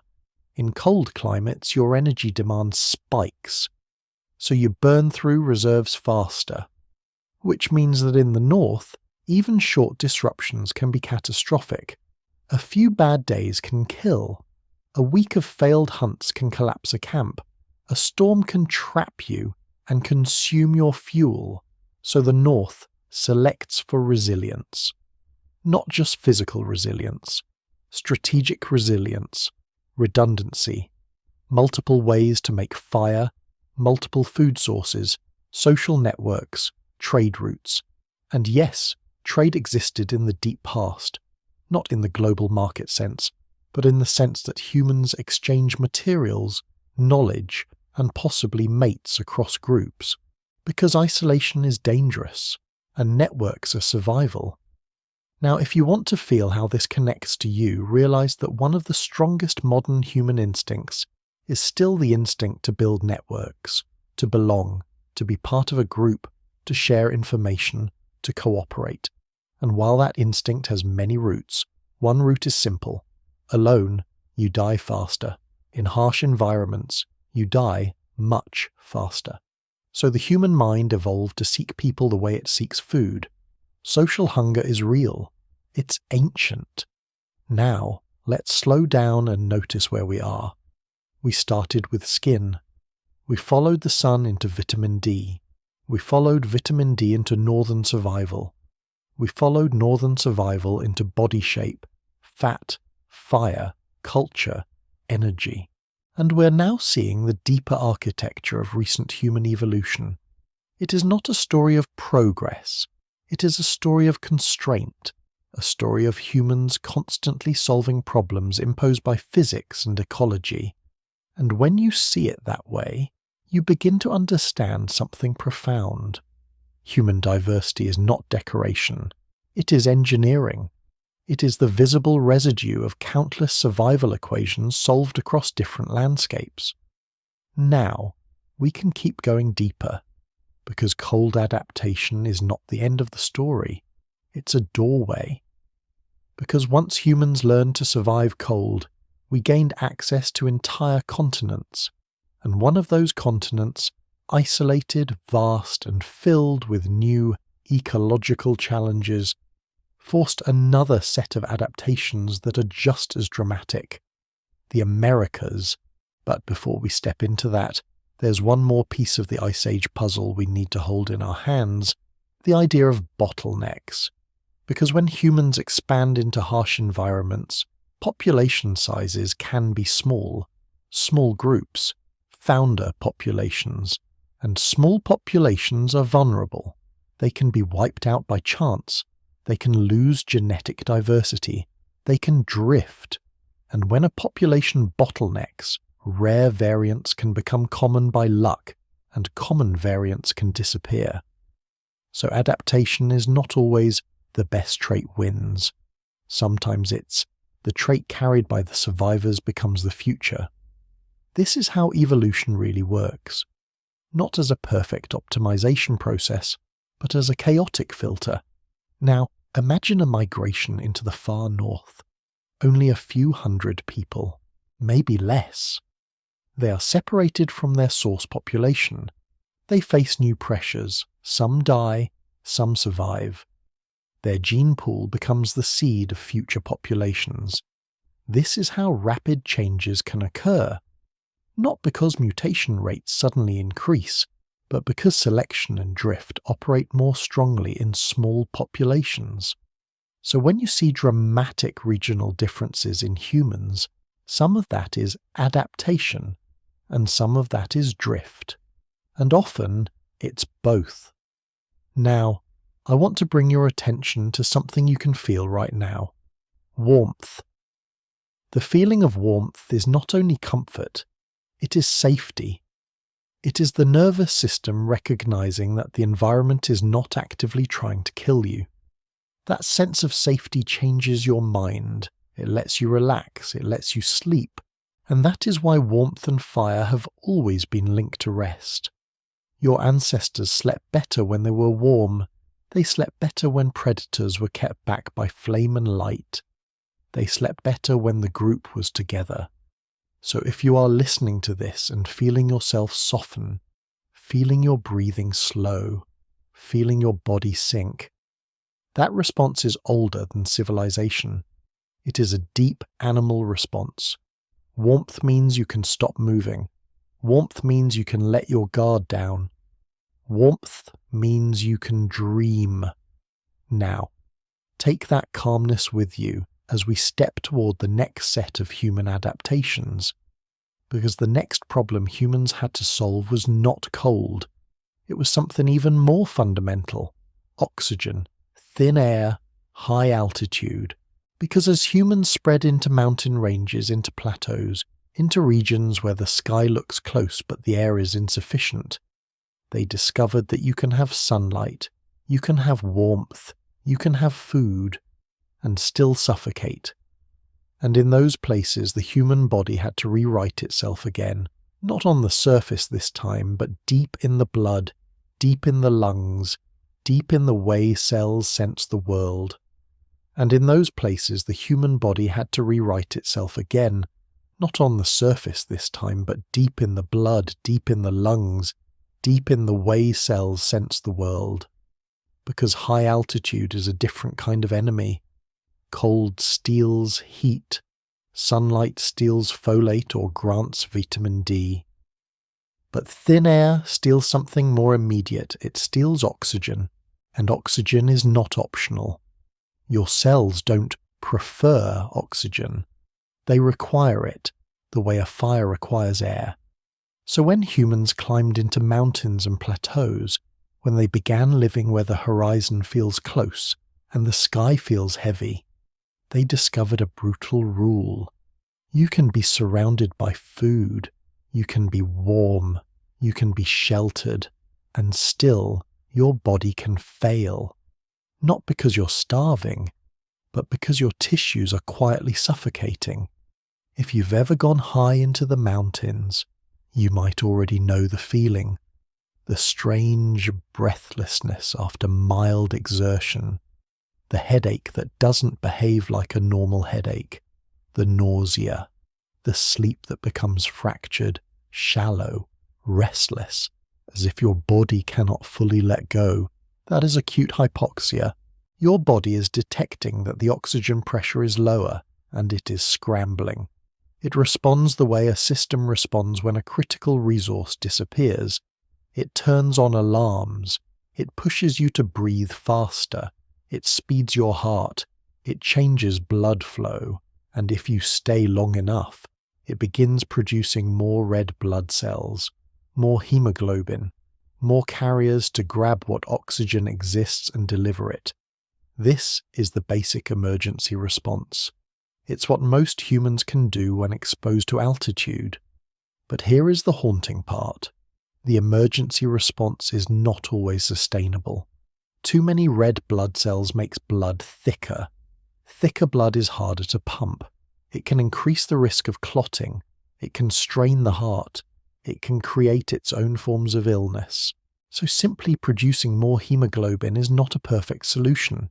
It's a trade, a desperate compensation, and that means if you live at high altitude for generations, natural selection has an opportunity. It can refine the response. It can tune the alarms. It can rewrite the system so that living in thin air becomes less like constant crisis and more like normal life. And we see evidence that this happened. Not once, multiple times, in different places, through different genetic routes. Because humans did not colonize one high plateau and stop. We climbed into the Andes. We lived in the Himalayas and the Tibetan Plateau. We settled highlands in East Africa. And in each region, populations faced the same physics problem, low oxygen. But they did not necessarily solve it the same way. This is where the story becomes one of the clearest examples of convergent evolution in humans. Same challenge, different solutions. Now keep in mind how intense the selection pressure would be. Hypoxia doesn't just make you uncomfortable. It affects pregnancy. It affects fetal growth. It affects infant survival. At high altitude, oxygen delivery to the fetus can be constrained. Babies can be born smaller. Complications can rise. So any genetic variants that improve oxygen delivery, placental function, vascular regulation, anything that helps mother and child survive, could become extraordinarily valuable. Because again, the lever of evolution is reproduction. So high altitude becomes an evolutionary furnace. Not dramatic in the way a predator is dramatic. Quiet, relentless, working in the background with every heartbeat. Now imagine living at 3,500 meters, or 4,000, or higher. Imagine your entire life spent with less oxygen than the body expects. Your lungs pull in air, but each breath contains fewer molecules of what you need. It's like drinking water from a cup that is always half empty. So you learn to breathe differently. Your body learns to build more capillaries, to adjust how blood vessels constrict and relax, to regulate nitric oxide, which influences vessel dilation, to alter how cells respond to low oxygen signals, and the deep molecular system that governs these responses, often centered around pathways that sense oxygen scarcity, becomes a key target of selection. This is why researchers often point to oxygen-sensing pathways as central to high-altitude adaptation. The body has internal sensors. It detects oxygen levels and responds. If those sensors overreact, you get chronic stress. If they underreact, you don't compensate enough. So selection tunes the sensitivity. It adjusts thresholds. It rewrites the balance between emergency and stability. Now, the Tibetan Plateau is one of the most famous examples. Populations who have lived there for long periods often show physiological patterns that differ from what you'd expect if you only knew the basic emergency response. They can maintain relatively normal hemoglobin levels compared to what a lowlander would develop at the same altitude. They often have strong ventilation responses and vascular adaptations, and genetic studies have suggested that certain variants in oxygen sensing pathways rose in frequency quickly in these populations, an indication of strong selection. But again, don't turn this into mythology. This is not superhuman genetics. It is a local solution to a local problem, a set of tweaks that make thin air less deadly. Now look at the Andes. Andean high-altitude populations often show a different pattern. They can exhibit higher hemoglobin concentrations, larger chest dimensions, and other traits that support oxygen uptake and delivery. This looks more like the classic produce more red blood cells strategy, but refined over generations. Different solution, same problem. And in parts of East Africa, highland populations show yet another pattern, suggesting that adaptation can emerge through multiple physiological routes. This is the lesson. Humans didn't evolve a single altitude package. We evolved the capacity to adapt, and the genome found different ways to solve the same physics. Now think about how fast this could happen. High altitude is not forgiving. If a population tries to live there without suitable adaptations, the cost can be immediate in terms of infant survival and maternal health, so selection can be strong. Which means the genetic shifts can be surprisingly rapid. Not overnight, not in a few generations, but on the scale of thousands of years, sometimes even less depending on the pressure and population dynamics. This is why high-altitude adaptation is such a powerful window into recent human evolution. It shows that the human genome is not static. It is responsive. It is still being shaped by environment, even in what we often think of as modern times. Now, consider what else altitude does. It doesn't just reduce oxygen. It increases UV exposure because there is less atmosphere above you to filter radiation. So at high altitude, the body has to manage both hypoxia and intense sunlight. Cold can be severe too, so you get a stacked environment. Thin air, strong UV, low temperatures. That stack creates complex selection pressures, and complex pressures tend to produce complex solutions. Now take a slow breath. Because there's a reason this is also hypnotic when you really think about it. Every part of your body is a negotiation. Every trait is an answer to an ancient question. How do you extract enough oxygen? How do you conserve enough heat? How do you make enough vitamin D? How do you protect folate? How do you store enough energy? How do you survive long enough to pass your genes forward? And as you listen, you're hearing the echoes of those answers inside your own physiology. You breathe without thinking. Your blood carries oxygen without your permission. Your skin responds to light without your awareness. Your body is doing ancient work in silence. Now altitude is a doorway to something even larger. Because when humans became capable of living in thin air, they gained access to entire new regions. And that access accelerated migration. It created routes. It opened corridors over mountains and plateaus. It let people move across continents in ways that would have been harder otherwise. And migration, human movement, brings us to one of the most consequential expansions in our species' history, the entry into the Americas. Because if you want to understand how humans became truly global, you have to understand what it means to enter a continent that had been isolated from the rest of the world for a very long time. And when humans finally crossed into that immense space, they did something that our species does again and again. They spread, they adapted, they multiplied, they turned an unknown landscape into a human landscape, and they did it fast. In geological time, it is almost instantaneous. Now, for a long time, the popular story was simple. Humans walked across a land bridge from Siberia into Alaska during the Ice Age, then moved south through an ice-free corridor, spreading into the Americas and giving rise to the first peoples of the continent. That story has been revised, complicated, argued over, and reshaped as new evidence has appeared. Because the deeper you look, the less clean the line becomes. But we can still begin with something real. Beringia, a vast region that once connected Asia and North America when sea levels were lower. Not a narrow bridge you sprint across, an entire landscape, a cold steppe, a place where people could live for long periods, and that's important. Because the entry into the Americas may not have been a quick crossing. It may have involved a long pause, a period where populations were genetically and culturally forming in a kind of northern waiting room, isolated from both Asia and the rest of North America by ice, climate, and geography.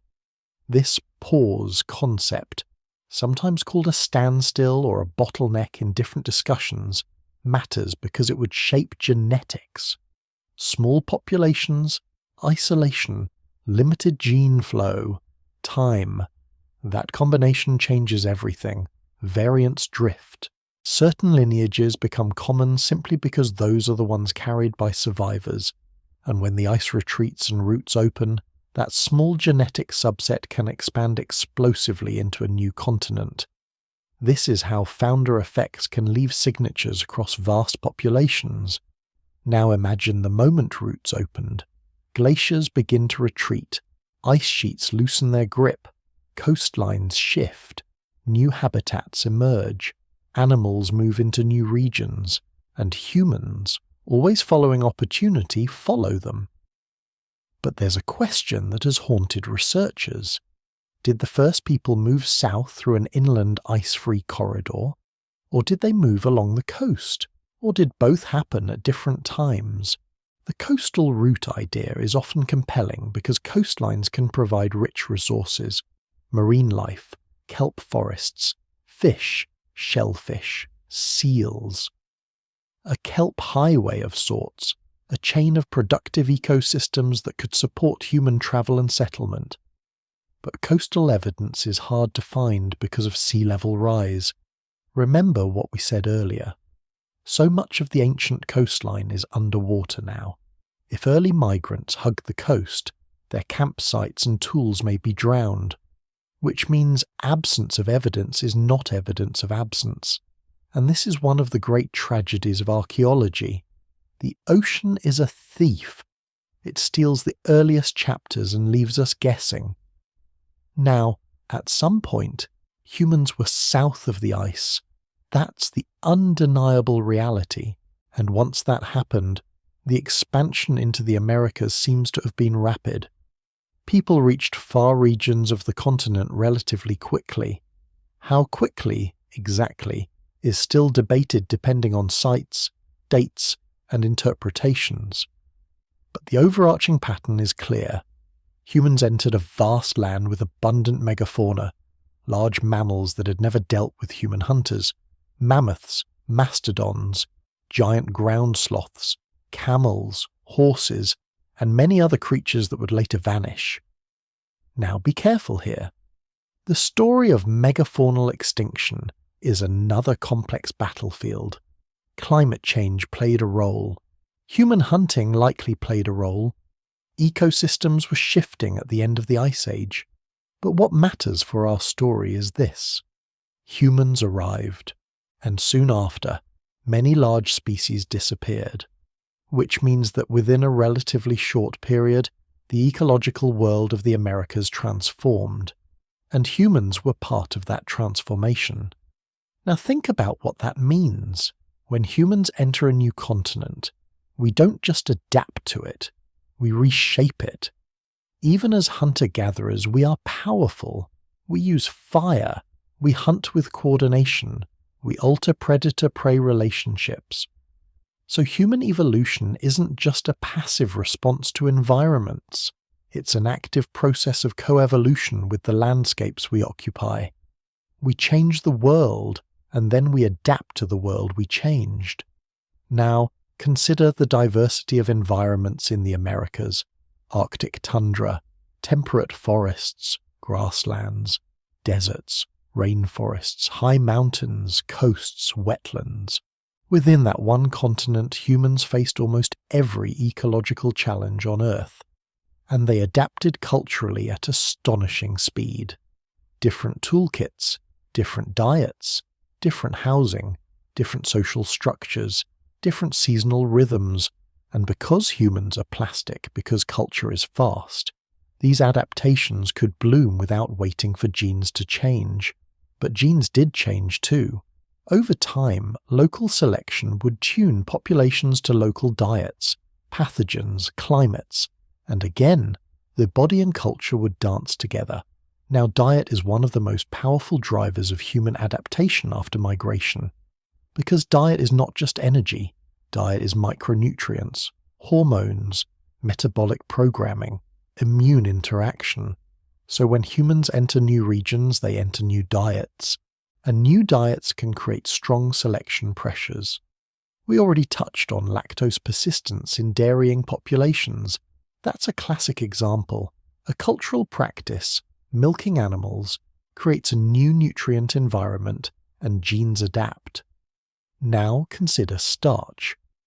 If you eat a diet rich in starchy plants, selection can favor traits that improve starch digestion.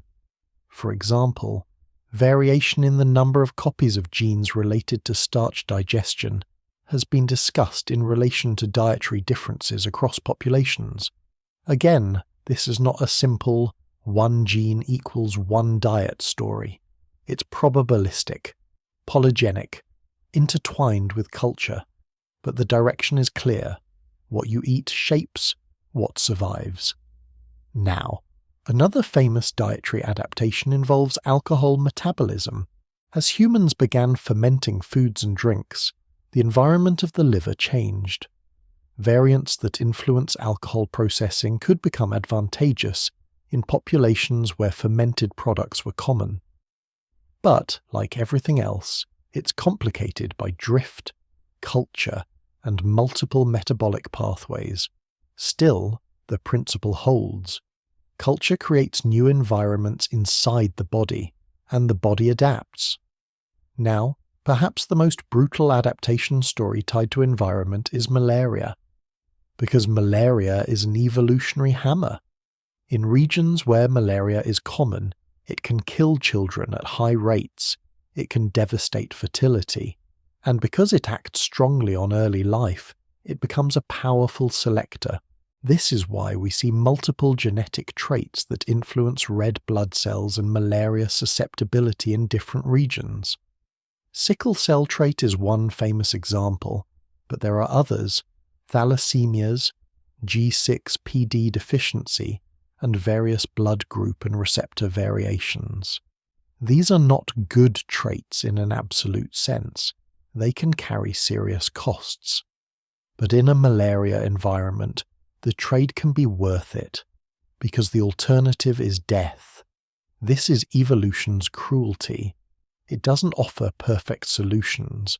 It offers survivable compromises. Now notice what this means. The human body is not designed for comfort. It is designed to survive. And sometimes, surviving means carrying traits that can harm you in other contexts. Again, mismatch. Move a trait out of its original environment and it can become a burden. But in the original environment, it was salvation. Now, step back again. We've spoken about skin color, cold, altitude, diet, disease. All of these are examples of recent human evolution, and they share a theme. They are local, they are contingent, they are shaped by where people lived and how they lived. This is why any simplistic story about human difference collapses under scrutiny, because human traits are not markers of hierarchy. They are markers of history, they are markers of adaptation, they are the footprints of populations moving through the planet's challenges. Now, here is the deepest, quietest truth in all of this. Most of your genome is shared with every other human. The visible differences that people obsess over are a thin layer on top of enormous similarity. And even those visible differences often arise from a small subset of genes under strong selection. So the human story is not a story of separation. It is a story of unity under variation, a single species repeatedly tuned to different corners of Earth. Now, imagine this as a kind of breathing. Humanity expands, then contracts, then expands again. Ice advances and retreats, sea level rises and falls, forests spread and shrink, deserts bloom and dry. And through all of it, humans keep moving. Sometimes we are pushed, sometimes we are pulled. We follow herds, we follow rivers, we follow coastlines, we follow the edges of glaciers, we follow opportunity, and as we move, we change, not into something else, but into ourselves more fully. Now, if you want one image to hold as we bring this journey to its end, let it be this. You are not a point in time. You are not an isolated self. You're a condensation of countless lives. Your lungs carry the echoes of people who climbed into thin air and learned to breathe anyway. Your skin carries the memory of sunlight in different latitudes. Your bones carry the story of vitamin D and childbirth survival. Your metabolism carries the history of feast and famine, of winter and scarcity, of fat hunted and marrow cracked. Your immune system carries the imprint of ancient pathogens, of survival battles fought in blood. You are a library. And most of the chapters were written without words. Now the modern world likes to pretend we are separate from nature. We live indoors, we create artificial climates, we make food appear at will, we travel faster than seasons, but your body still belongs to Earth. It still responds to the same physics. It still wants sunlight, movement, warmth, safety, community. And when those needs aren't met, your body speaks, through fatigue, through restlessness, through cravings, through stress, not as failure, as signal, as ancient systems trying to run in a new world. Now, if you've stayed with me this long, you may feel something strange, a kind of humility. Because when you really see your species this way, the ego shrinks. You are not above nature, you are nature organized into a thinking form, and the thinking part is new. The ancient part is deep. So deep that you can spend a lifetime trying to understand it and still only scratch the surface. Now, I'm going to let this story settle. Not because there is nothing more to say. There is always more. There are entire oceans of human history we haven't touched.